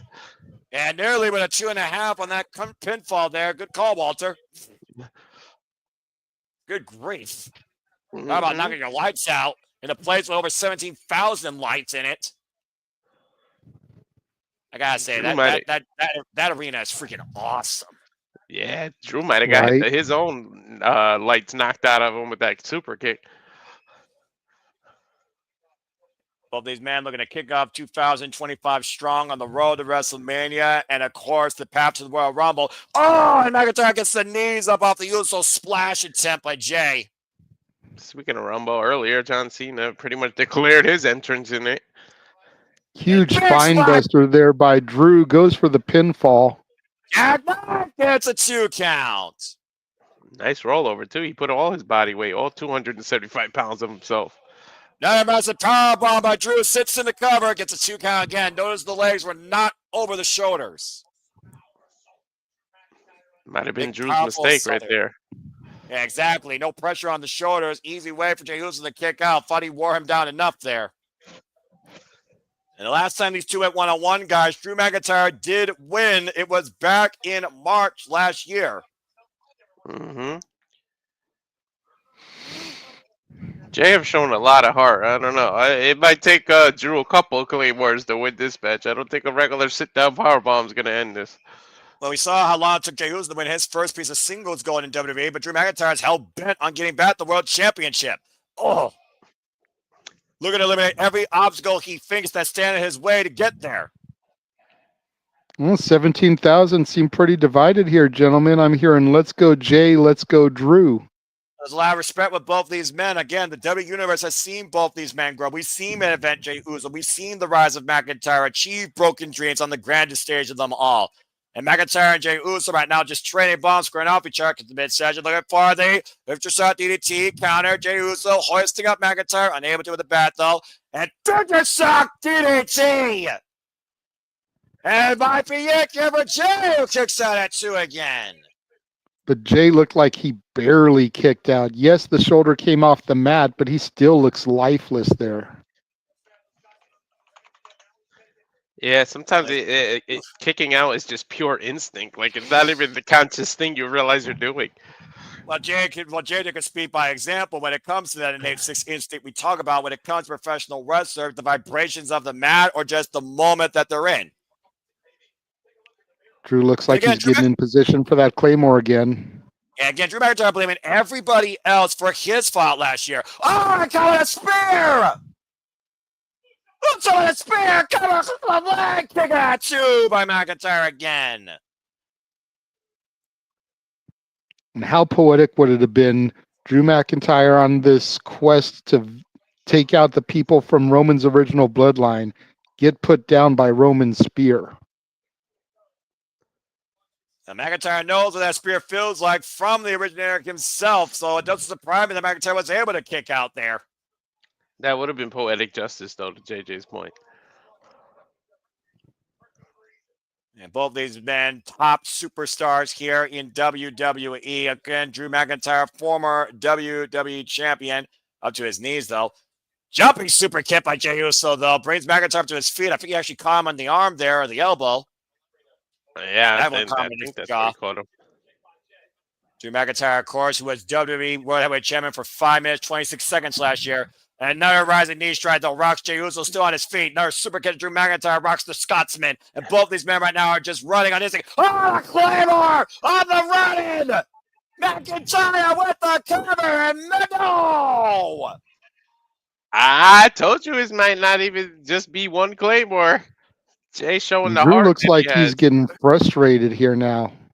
But how many men we put away with a Claymore, let alone one that ran in at full momentum? The man put away Brock Lesnar with that Claymore. The man put away Roman Reigns. He put so many people away with that move. Seth freaking Rollins to win the WWE Championship last year at WrestleMania. Mm-hmm. Before the bank opened up. Yeah, after 5 minutes and 26 seconds. A moment that Drew McIntyre has been looking to rectify ever since. Just clubbing away right Drew's now. own issue. Stop losing focus. You see how he's getting frustrated? That's what happened to Mania. You lost focus, focused on Punk, and it cost you the title. F's chops here by Drew McIntyre. I almost wonder if Drew McIntyre is also focusing on Sami Zayn, who helped Roman Reigns in win early night. Oh, and a massive headbutt. McIntyre right now, once again, looking to send him to Claymore country, JD. You did the countdown earlier. You see the eyes of the Scotsman. Drew never got the memo to not headbutt a Samoan. And Drew McIntyre, as Jey Uso collapses in the center of the ring. I think Jay's playing possum here. I think he's trying to lure Drew into a false sense of security because look at how cocky Drew's getting right now. Yeah, don't get overconfident. Why don't you if you think you've got it won, Drew, then just pin him. Exactly. Again, this is what Drew McIntyre is. Drew Look at the size of that bruise. Yeah, Drew McIntyre's own worst enemy is Drew McIntyre, and that point to your bruise, that kick caught him flush in the forehead. Now he's changing angles to try to go for the Claymore in a different angle. Jey Uso getting up to his knees. McIntyre, though, went for the Claymore. Jey Uso coming in. There's a crucifix. Trap the arms. Check at him. Check at him. Check at him. See what happens when you get overconfident? Like I said, he was playing possum. And Jey Uso, to his credit, running out of the ring like he is not letting Drew get his hands on him. Yeah, right. He used it. I don't blame him. Catching Drew McIntyre running on the Claymore. Crucifix trap pin for the simple win. Simple but effective, gentlemen. 3 seconds, guys. All it takes is 3 seconds. How many times have we spit that out this week? Ladies and gentlemen, I'm going to give it to Noah to speak here because the mat is sacred. Take it away, Noah. I'm not one to speak over the man himself, but I will in this case as he talks about his predominant reign over this great sport, restoring honor to the mat, for it is supposed to be treated as sacred. For ladies and gentlemen, I demand all your gratitude for your reigning World Heavyweight Champion, Gunther.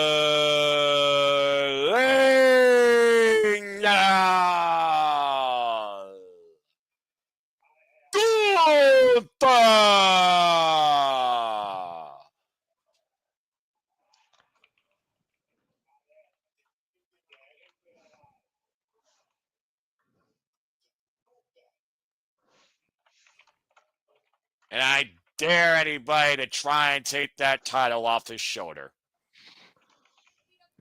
Let me go backstage to Kathy Kelly.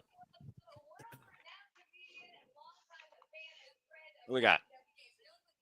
Oh, Fluffy. Look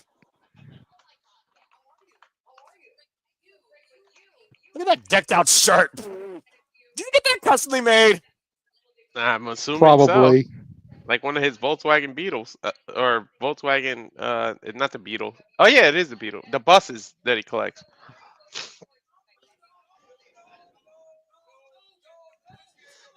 Oh, The Lord. New Day.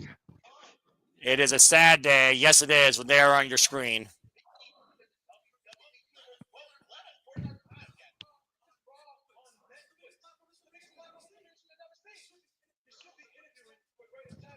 You mean Usos?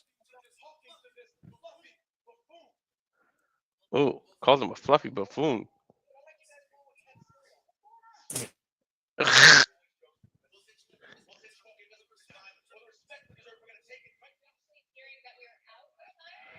Hey, we're out of time, but hey, there's Otis and the Alpha Academy. That's a lot of fluffiness right there. Are you saying that Otis is more fluffy than Gabriel Gacious? New day sucks. New day sucks. I agree. All right, go back to catering, guys. You got your airtime. Let's continue things moving forward here. WWE Raw Netflix continues as we go backstage to the triumphant True Tribal Chief Roman Reigns. Uh-oh.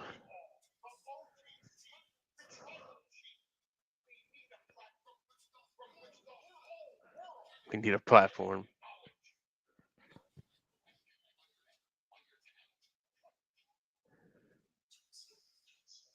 January 27th. Was that a Monday? 27th. What? That is a Monday. That's the Monday before the Rumble. Well, this Monday is now, guys, and coming very soon will be clobbering time as CM Punk goes one-on-one with Seth freaking Rollins, who, in his own words, looks to remove the cancer from WWE. Will he succeed? Will he find a cure, or will he be just part of the disease? Stay tuned. We got a full commercial break. Monday Night Raw Netflix continues. Now, you guys did notice that sticker on that door, right? No, I missed it. WWE 2K25. Oh, yeah, that. But to your point, JJ, January 27th, that's a Monday, isn't it? Yes, it is the Monday before the Rumble. Now, I wonder what could be professed there by the wise man. A certain entrant. I think it would have been better if he had said January 25th, and we would have gotten Roman on the next Saturday night's main event. True. Yeah. I think But that would have again- been bigger. Well, in a way, I could see it, but JJ, we are globally live with Monday Night Raw now on Netflix. To be fair, there is no bigger stage in WWE weekly than Monday Night Raw now. Quite literally. That's fair.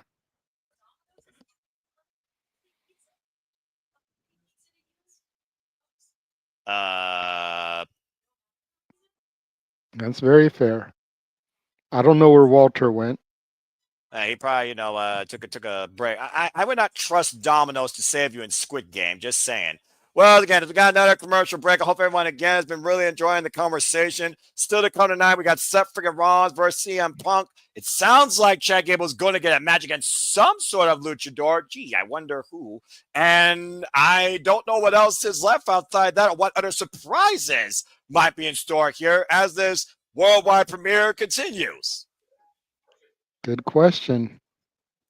And of course, we just saw Walter Jey Uso get the better of Drew McIntyre. Again, the shock on McIntyre's face. We only can wonder what that's going to mean going forward. A further descent into madness, a violent focus on literally taking out Jey Uso. What's Drew McIntyre do now after losing at the start of the new year? Not a great new year kickoff for the Scotsman.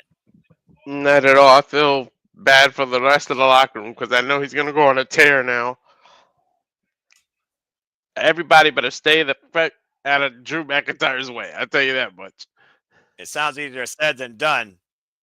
As we got a moment to breathe, I believe we have another special moment here from our on-the-site correspondent. Whoa. I am red WD instead of blue WD. Good Lord. There. No, wait. There we go. That'll work. Hi. Hello. Oh, man, what a amazing night so far. So just so you guys know, even though I'm not in production, I'll let you know. I'm going to try to pop in as soon as we get to the car. And then Aaron said he's going to bring me into the No DQ post show toward the end so I don't ramble on and keep him on the air longer than he wants to be. That's fair. That's fair. Because Aaron knows me better than most, and he'll know I'll keep rambling like I'm doing right now.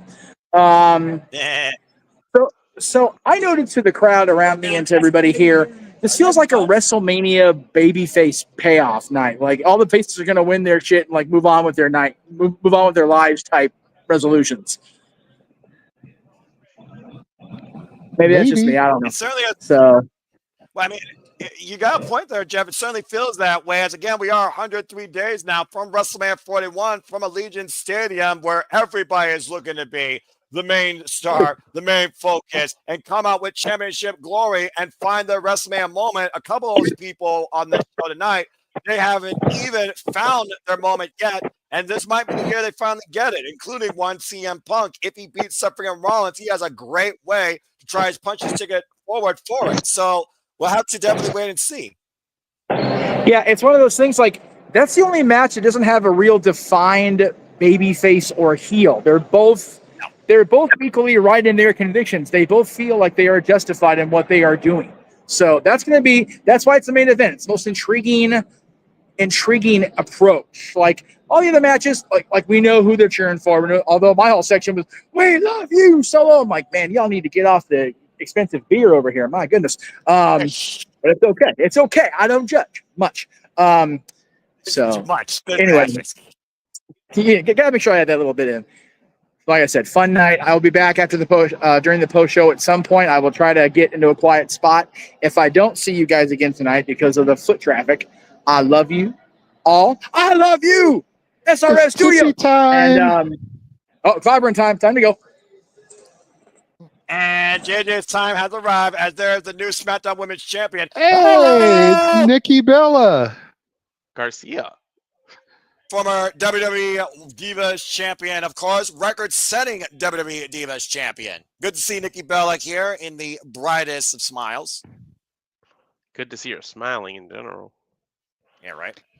Ladies and gentlemen, it is Hulk Hogan. Oh, shit! Led to the ring by the mouth of the South, Jimmy Hart. And, of course, the man endorsed by WWE now with his real American beer, the definition of Mr. Patriarch himself, former Mr. America, former multiple-time WrestleMania main eventer and WWF champion. There is only one immortal Hulk Hogan. Brother. And I will always welcome hearing real American. Brother. Works for me, brother.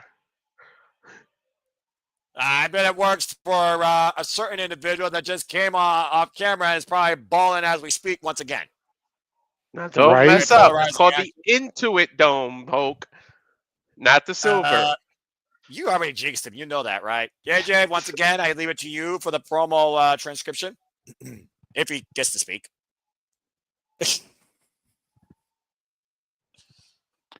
Well, let me tell you something, brother. The arena decked out in yellow and red.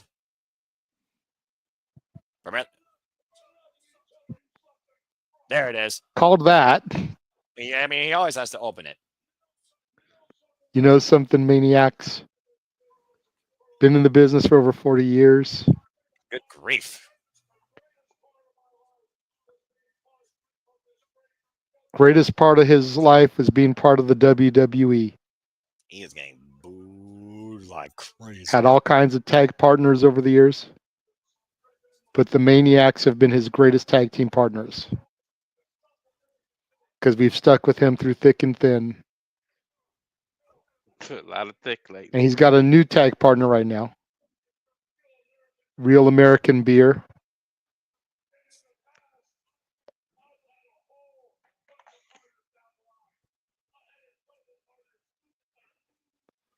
Mentions Macho Man Randy Savage. Andre the Giant. That's fair.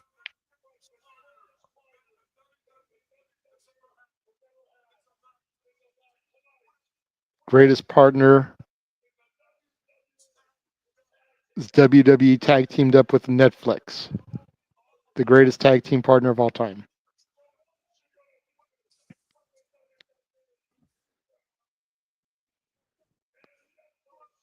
What you gonna do when WWE and Netflix runs wild on you? I like that. The Netflix is Raw shirt. Yeah. Underneath is Real American Beer for the ripoff. Well, that was probably the most expensive advertisement we've seen so far tonight, but at least he was able to rip the shirt off. As again, we are making history here tonight with Monday Night Raw on Netflix, as Netflix indeed gets Raw, and the entire world gets Monday Night Raw going forward if you are a subscriber weekly. Am I the only one that feels like there was a missed opportunity right there for Stone Cold Steve Austin? Hogan is out there promoting beer, and Austin's a beer drinker. Just throwing it out there. Like he could have drank his beer and then stunned him. Yeah, did the little Stone Cold salute with a couple of Real American beers. And they probably didn't pay him enough. We'll see who's worth it being the first ever WWE Women's Intercontinental Championship next week when Dakota Kai goes one-on-one with Lyra Valkyria in the finals. And these two might as well be fighting forever. As next week, Monday Night Raw comes from San Jose, California. Get ready for a brawl in the fight, fella. It'll be Sheamus going one-on-one with Ludwig Kaiser. Goober said Ludwig Kaiser, time for you to be your own man. And being their own man coming up next here on next week, Monday, actually. It will be Chad Gable versus a surprise debuting luchador, it seems. As I guess there's been some calls made by Adam Pearce. And, of course, speaking of rivalries that seem to go on forever, it has reached a boiling point, and we're looking to finish it once for all. It's Damian Priest versus Finn Balor in a street fight next week on Monday Night Raw. Second Monday Night Raw pretty well so far for next week, it looks like. And there, of course, is the wife. Stephanie is in the house. Stephanie McMahon, of course, the wife of Paul Triple H Levesque, that couldn't be happier to live in this era of WWE alongside her husband. Great to see Stephanie McMahon tonight. It's good to see her smiling with everything her family's gone through the last year. Yeah. Well, this is going to be interesting. Here Ladies and gentlemen, he is a visionary. He is a revolutionary. He is the man who raids his wife's closet for ring gear. He is Seth freaking Rollins. Conducting his own mad symphony. But to your point, JJ, he is also a Grand Slam WWE champion, a former Money in the Bank recipient and successful cash-in, a former Royal Rumble winner, a former WrestleMania main card state main eventer. He has beaten the likes of Brock Lesnar, Triple H on the grandest stage of them all, and faced Cody Rhodes in his return home to WWE. Seth Rollins has done absolutely everything for this company, why he still believes that his adversary only wanted this place to end up dying. The Messiah over here. You talk about the cash in, people think that People say it's a lot of people's list that that's the best cash in ever. CM Punk goes one-on-one with Seth freaking Rollins. Rollins looking to cure in his own form a cancer from WWE and cut it out once and for all for the rest of eternity. CM Punk, Seth freaking Rollins, one-on-one on Monday Night Raw. Coming up next. I can't wait to hear what that meter gets to when Punk music hits.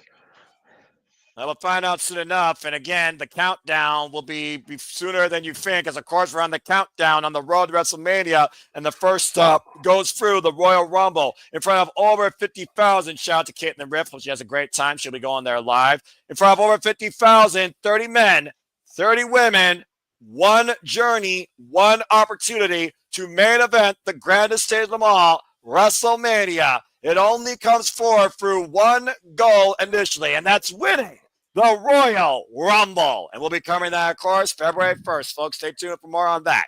And I'm sure Stat Boy Mikey will have all the stats. He better. I'll be right back, gentlemen. Special month.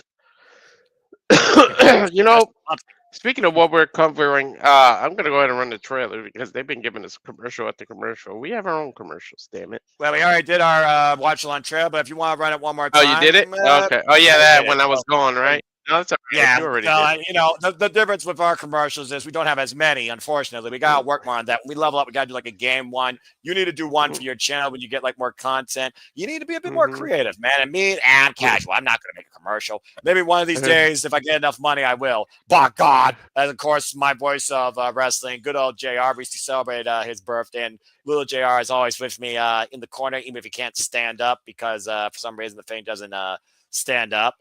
Anyway, again, as we got a moment here, I want to acknowledge the chat here because, again, we're making history here with Raw on Netflix. You all constantly make history for your continued passion, watching along with us. I want to give a shout out to my friend Josh, fellow content creator, who's doing his own stream for, I think, PlayStation and also on his phone.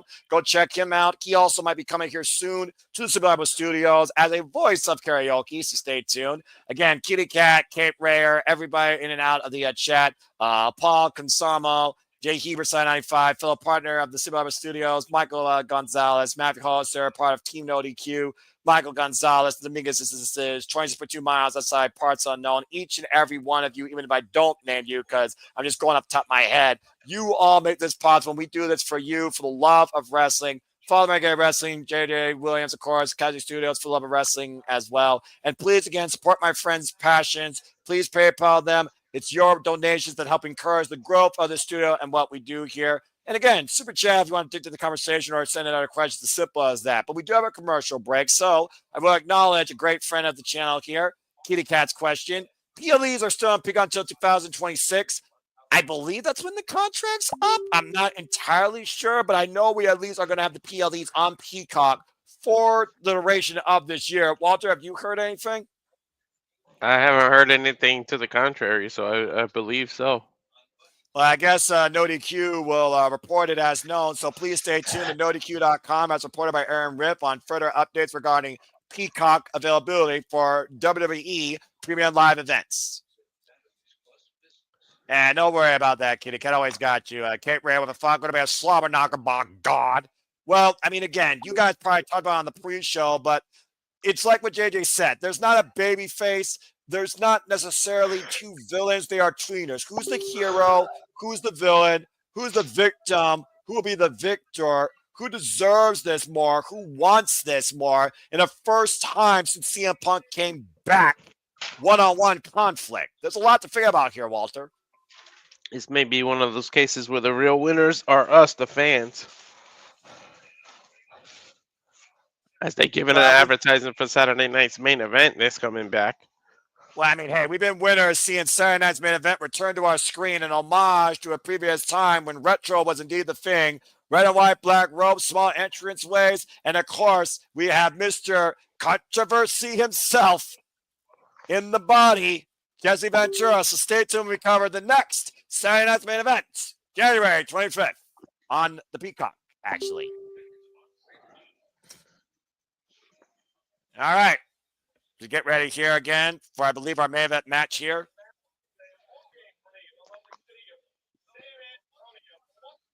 And again, please stay tuned, folks, for the post show hosted by Renegade Wrestling JJ Williams here at the Super Reliable Studios. Yes, yes. Whew. And of course, we have Big E, Wade Barrett, along with the WWE post show live following Monday Night Raw's conclusion here. Again, this is the highest grossing arena event in WWE history. Congratulations to the WWE Universe on making this possible.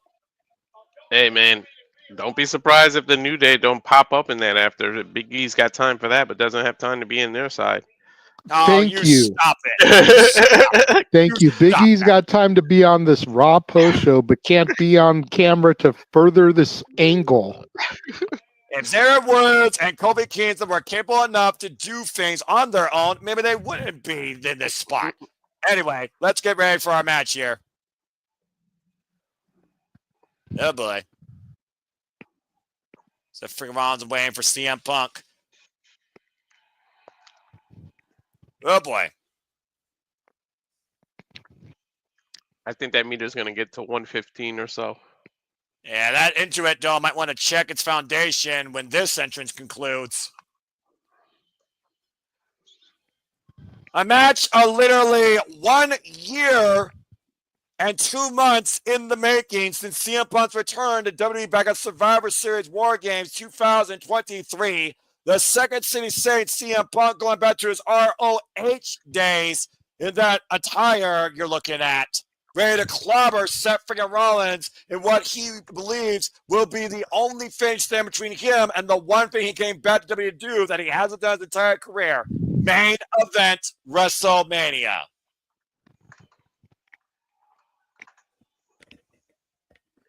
Oh, No, and not just Ring of Honor gear. This is very reminiscent of the last time he walked to the ring in AEW. Against MJF, to your point, in what became a dog collar match. No, against Samoa Joe at All In Wembley. The last time he walked to the ring. Yeah, that's the last time. Wembley. That's fair. Again, first singles match since October back at Hell in a Cell against Drew McIntyre. First match, though, on Monday Night Raw since 2011. A former 5-time world champion. The ref tried to hold Seth Rollins back.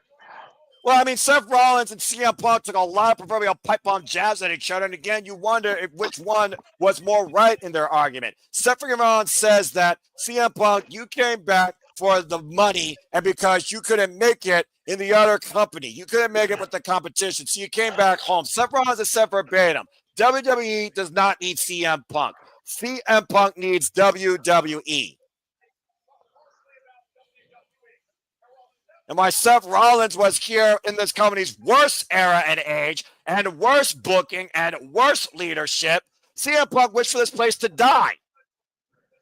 Yep. Bell rings and here we go. He said he had an issue with the people running it. The people running it are no longer there.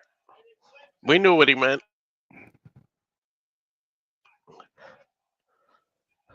Tyler Black, Phil Brooks, CM Punk, Seth freaking Rollins. Two men beloved, two men polarizing, also hate amongst selected audiences in the WWE universe. And you know, gentlemen, if rumors are true and this is going to go 3.5 hours, we've got 50 minutes to be devoted to this match. That's crazy. We haven't had anything major that we weren't expecting tonight. Mm-hmm. You gotta wonder if Becky Lynch is going to get involved here. Well, again, JJ, hate really drives an argument very far. We've seen it in other companies. We haven't seen a match to this degree of intensity or, to your point, a length of magnitude as such since Shawn Michaels and John Cena on Monday Night Raw. Over the top of the clothesline and CM Punk coming over the plunger.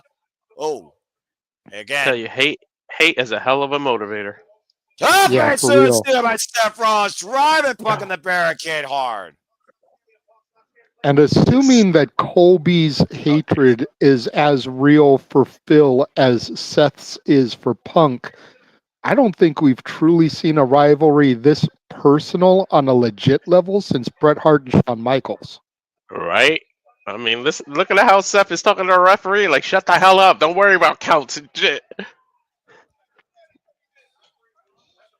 Referee Brown Zapata, by the way, the official for this contest. You know he's got to offer a little bit of leniency here, considering how personal, to y'all's point, this truly is with these two men. And Seth into the barricade by Seth Rollins. And Seth trust me, up and over the floor. If this was any other sport, the ref would swallow his whistle at this point. He's just there to count the 3, nothing else. Right. And these two are taking it to the WWE Universe now. Oh, over 17,000 in there. Like, to your point, what the hell has to happen for one of these two men to get a win? I don't think it's going to be necessarily a decisive victory. It's going to be literally a battle of attrition. It's going to be a wage of war. The one who survives here is going to leave the victor. And these are two men that could do it. I can't remember the last time that WWE had a match go almost an hour on television. Yeah, right. You know, we talk about the 59-minute and 58-second match that happened on AEW last year. This could be that for WWE in this modern era. And what better way to end the first Raw of the Netflix era than a match that goes damn near an hour? Right? Punk even telling the referee, back the hell up.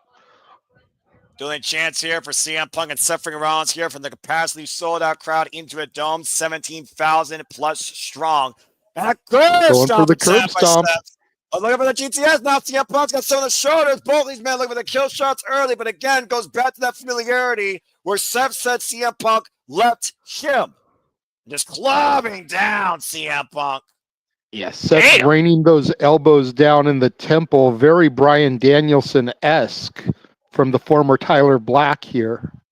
CM Punk, 46 years of age, 26-year veteran of the game, trained by Ace Steel, Dave Taylor, and of course, Lord William Regal, amongst others. Former AEW World Champion, former Ring of Honor World Champion, ECW Heavyweight Champion, former Intercontinental Champion, and of course, former WWE Champion. The list goes on and on of the championships that man won. And the same could be said for Seth. Well, again, Seth Rollins is a Grand Slam winner in WWE, a.k.a. Tyler Black, as he was originally known, 38 years of age, 21 years in the game, literally has put this company on his back, broke his body in the process.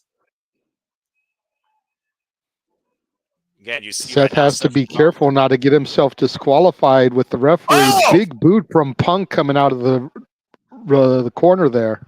But to your point, JJ, he not only needs to avoid being disqualified, he needs to avoid giving CM Punk a chance. And CM Punk took a huge chance there with that big boot. And now hooking Seth up across the top rope. Bit of a stun gun there. Thought he was going to go for a slingshot suplex there. I always loved that move. Yeah, he might go for for this thing's over. I'm just saying. Look at where they are. I used to do a slingshot suplex. And he might target those injuries or not. Swinging neck breaker off the top there, avalanche style. Rollins in deep trouble, but rolls to the opposite side of the ring under the apron. CM Punk, Separate Rollins continues. Our main event on Monday Night Raw on Netflix. Fuck streaming. Well, we saw him in the crowd. Now we get a commercial for Den of Thieves 2 starring O'Shea Jackson Jr. And again, all the stars are out and all their shameless shields and promotions are out here too. I mean, again, make money, make money, make money. Gotta make money, gotta make money. Hey, you know what? I am not an O'Shea Jackson hater. Number one, I know who his daddy is. I ain't trying to piss off Ice Cube. Number two, O'Shea Jackson has broken through the nepotism phase and has paved himself a nice little career. And he's very knowledgeable about wrestling. If you've ever watched his show, highly recommend it. All right, I'll give you that. Still, fuck streaming. You're still not changing my opinion on everything else. No. I'm not trying to change your opinion on that. I'm just trying to show some love for O'Shea Jackson. All right, I respect that. When he first made it known he was a wrestling fan, I reached out to him to try to get him to come onto our show, and then he started his own shtick up, and I was like, well, damn, okay, he's going to be doing his own thing. I know we're not going to get him now. Yeah, right. I'm about to say, he's doing his own stuff. I mean, literally, it's one of those fans who's like, I'm invested in myself, but thank you, though. But we course. will have DJ from Rock the Ropes and Ryan, who were on the Saturday Shenanigans this past weekend in your and Walter's absences, on our post show this evening. So we are branching out, bringing in some more content creators, helping Nice. expand the Simply Reliable Studios brand. Hopefully you will be able to hang out at least for a little bit. Like I said, I don't know how long the post show is going to go. I'm hoping it doesn't go too terribly long, but considering all the names that I reached out to and invited, who knows how long it could go. About to say, and yeah, I do have work again in the mornings. I endure the chaos of IT back at a college term where you got everybody imaginable forgetting stuff, getting stuff done at the last minute, dadgum procrastinating, and freaking fumageddon where one person's on the phone while the other person, i.e. me, is going up and down the 6th floor building on 2 different sides to take care of everything. Anyway. But yeah, I'll see what I can do. Anyway, CM Punk and Seth Rollins, again, this goes so far back for those that don't know. The first time they engaged with one another was when CM Punk and Seth Rollins were a tag team in NXT back in 2012. It was a dark match at Full Sail University. Their opponents, the Kings of Pro Wrestling, Antonio Cesaro and Cassius Ohno. And ever since then, pretty much Tyler Black and Phil Brooks, it was always one of those big brother, little brother relationships. Even with CM Punk's absence, the presence was always there. And I think that still is in the back of Seth Rollins' head because arguably Seth freaking Rollins, he's been in CM Punk's shadow. There have been a lot of people to be in Punk's shadow, and it can be a blessing. It can be a curse, as we are back now live on Netflix. Again, CM Punk, Seth freaking Rollins. First time this was on Monday Night Raw was back in 2013, and CM Punk won. Of course, we know the wars that CM Punk and Seth Rollins have during those battles that CM Punk took on the Shield. And Seth Rollins right now trying to regroup as CM Punk's down in a prone state in the corner.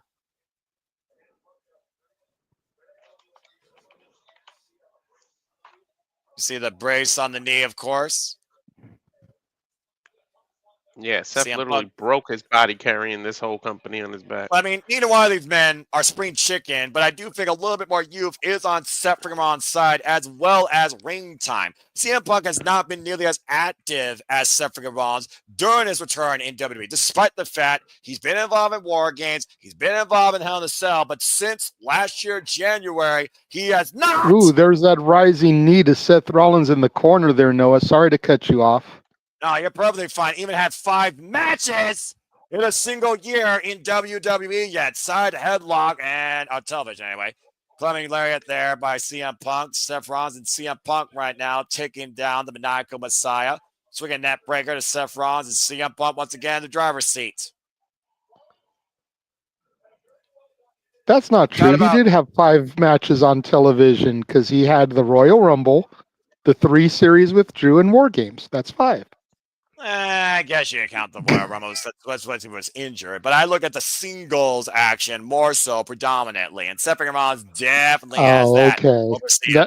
Now you're moving the goalpost. So I see how it is. Work ethic, guys. Work ethic, I think, is key. And that's also been Seth Rollins' MO. Again, Seth Rollins says, what the fuck have you done for WWE? Hey, he went down to NXT. He's been helping out down there. You know, doing exactly what he wanted to do in AEW, help the future, but the people in AEW didn't want to listen to a vet like CM Punk. Well, tell that they chased him away from their company. And look at what their ratings have done since then. Well, I mean, again, One Bill Phil came back for a boatload of money, and hey, it's paid dividends for him, and I guess WWE to a degree. And CM Punk up to the top rope right now. Seth Rollins. Flying crossbody. Oh, Seth Rollins through. Seth Rollins through. Seth Rollins powering through, holding CM Punk up in the shoulders. Oh, no way. Seth going for the GTS. He connects. But CM Punk rolls out of the ring, though. Great ring presence from a veteran. Take a look. Watch this knee. Watch this knee. Boom. Right to the temple. Damn. Punk could be out for real, guys, or Yeah, even Seth mildly concussed. Seth Rollins slow to follow up here, not bringing the man back in the ring. He might be looking for the count out here or more punishment. This ain't Japan. You don't have a 20 count to work with. Right, Noah? Well said, Walter. I'm glad you've been educated. Again, thank you for those that watched. I was going to say, how much did Walter learn this past week doing all those Japanese watch-alongs with Noah? Jesus Christ. I baptized him in fire and the greatest wrestling on the planet. And of course, we got Bound in the Valley this Saturday. Stay tuned for that, folks. Already known, Gabe Kidd will defend his Strawboy Championship against Tomoshi E. Sumi Sakai will have a retirement trios match. We also will get Kadoto Takeshita, Mina, Shirakawa, Micah from Stardom, and so much more. Battle in the Valley this Saturday. CurseInterworld.com. Stay tuned for our coverage. Please do me a favor. And as much curb stomp from Punk to Seth. Hooks the leg, gets the one, gets the two. Ooh. You were saying. I was going to say, as much as I love her, please don't mention Mina right now because I'm pissed about Mercedes 4 belts. All mentioning Mina's going to do is make me sad that she lost. All right. Athena's going to soon defend her title and spit it out. So yeah, and she's going to lose the Ring of Honor title to Mercedes too because Mercedes books herself to win. But anyways, Punk and Rollins. The rumor reported, not official, but I get what you're saying. I can see what you mean. But anyway, let's focus on what we're. Let me see Mercedes lose a title match, and then I'll believe that she doesn't. Fair enough. CM Punk right now, not looking to lose this. Looking for the go to sleep. Seth Rollins grabs the leg though. Now hoists up on the shoulders again. Seth connects again with the GTS in the middle of the ring this time. Look at the leg. No, dude, that was flat out in the middle of the ring. It's always a great rivalry when people start using each other's moves on them. That's the second time Seth is connected with the GTS, and Punk's already connected once with the curb stomp. Not quite enough, though. Remember the games when you fill up your meter, you're able to steal the opponent's... Yes. Yes, I do. Seth going for the curb stomp. Punk rolls out of the way, goes to the outside, gets a little bit of distance between him and Rollins. Again, Seth Rollins looking to cut the cancer out of WWE named CM Punk once and for all. Oh, wait a minute. That table, man, I'll tell you, maybe reinforced, but boy, has it had its fair share of bodies planted in it tonight. Lucky there's no Spanish one out there. Right. That's probably the only reason why they're using this. That'll be next week with the mysterious luchador. Right. You know, that would make sense if we're being honest here. That Rollins totally isn't going to be Penta. Right. It'll be like, you know, the Conquistador. Oh, Punk got 7 rounds up though. Seth trying to fight out of it. Escapes out of the back door, get to the midsection, and Seth Rollins. Oh, you gotta be kidding me. Not a pedigree on an announce table. But look at Seth. He jammed his knee on that pedigree. We talked about the lineage. We talked about the ligament of injuries that both these men had. Seth Rollins has had knee injuries in the past. He survived through a knee injury against Paul Beck at WrestleMania 33. And speaking of which, another pedigree face first, emphatically in the ring. Shoots the half. This time where it counts. No. Guys, these are some serious near falls here. Can you imagine if it ends here and then there's still rumored 30 minutes to go? What do they do with the time? I have no idea. Fight forever, or until the Intimate Dome says otherwise. And Seth and Rollins in a sense of disbelief right now that CM Punk is still in this. I mean, at least he hit the pedigree where it counts in the ring. The table doesn't count. It causes pain, but that's not how you win this match. Last time these two are on Monday Night Raw together in the ring in a match was 2014, again when the Shield defeated CM Punk and the New Age Outlaws. 17,000 going back and forth. Let's go Seth, or let's go Rollins, CM Punk. Can you believe that was over 11 years ago, Noah? Yeah, and again, look at what both men have done since then. Seth and Rollins stayed true to WWE while CM Punk literally took a hiatus from the business due to a sickness that he had from it. Near the face of Punk and a knife-edge chop, overhead shot by Seth Rollins, and both these men are duking it out, trading bombs here. CM Punk on spaghetti legs, though. Rolling elbow by Seth connects. Now the front face lock, looking for another Clement shot. Oh, high kick by CM Punk. The MMA background coming into play. Going for the running high knee. Seth catches him. And he's got him hoisted up high, looking for a massive buckle bomb out of the opposite corner. And finally, looking to burn it down with the curb stomp. Yeah, but look how close they are to the ropes with that curb stomp. Mm-hmm. Will Seth Rollins cover Punk here? No, he won't. To your point, Punk gets his foot on the ropes. I knew he was too damn close to the ropes to do that. I'm just a little shocked they went with a buckle bomb with how injury prone Punk has been, though. I'm a little scared I with think that Seth move. told him to put his foot on the ropes. Yeah. Sure did, because it looked like when he put his head down to roll him, he spoke to him or something. Mm-hmm. 17,000 chanting, "This is awesome," and I thoroughly agree. That's what happens when two people know how to work together, but when they know how to put bullshit aside. Two of the absolute best to don the boots in this ring, in this sport we call professional wrestling. CM Punk and Seth friggin' Rollins, our main event here at Monday Night Raw, in what has been the most prolific professional wrestling match tonight. Punk looks like he's out on his feet. Seth looked like he was struggling to lift Punk up to the top rope there. I mean, both these men got to be exhausted at this point. I mean, we've seen Seth freaking Rollins go 30-minute Ironman bouts, the likes of Dolph Ziggler, another workhorse of the business, current TNA World Heavyweight Champion. And to your point, we've seen CM Punk endure 60 minutes of hell with the likes of MJF and, of course, back in his Ring of Honor days, Raven. Punk looks like he's ready to listen to his finish move and go to sleep. And CM Punk, though, Seth Rollins skins the ropes up like a cat. Massive superplex. Looks for the float over. And CM Punk counter. Flip connects. Oh, I thought he was going to hit the ref. Oh, wow. Look at the way Seth Rollins landed off the ropes on CM Punk's shoulders again. But Punk's struggling to get to his own feet. He's got him up, though. Rollins in position. Go slip a second one again. Collapses. Punk falls to the cover. CM Punk with a win. Holy shit. In the middle of the ring, too. Punk collapsed on him, though. Both men are spent. Is that a match or a fight, gentlemen? I would say a little bit of both.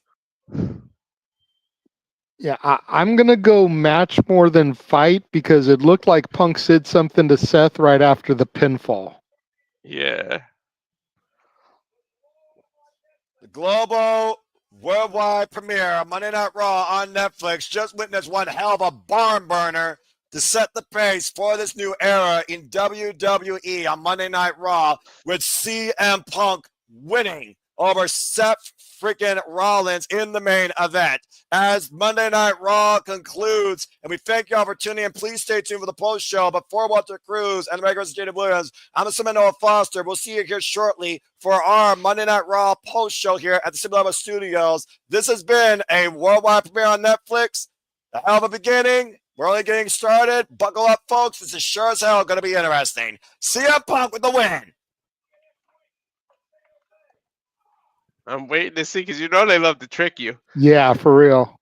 They ain't going to trick us here, guys. And there we go. And again, been a wild ride, been fun, folks, but I will see you next time. My voice is nearly gone. We have one more show left, of course, as our watch-along week begins before we see you on Saturday back in New Japan for Battle of the Valley. We'll see you tomorrow night for New Year's Eve, or at least I will. But I have work, and I need to go to bed. Gentlemen, been an absolute pleasure. I will see you all next time here at the Simply Reliable Studios. And for everybody that is going to tune in for our post show, we will kick things off in about 10 minutes here. So go to the bathroom, get your drinks refilled, give us a moment to send the link out to everybody, gather up all the troops, and we'll see y'all in about 10 minutes here across the channels of the Simply Reliable Studios.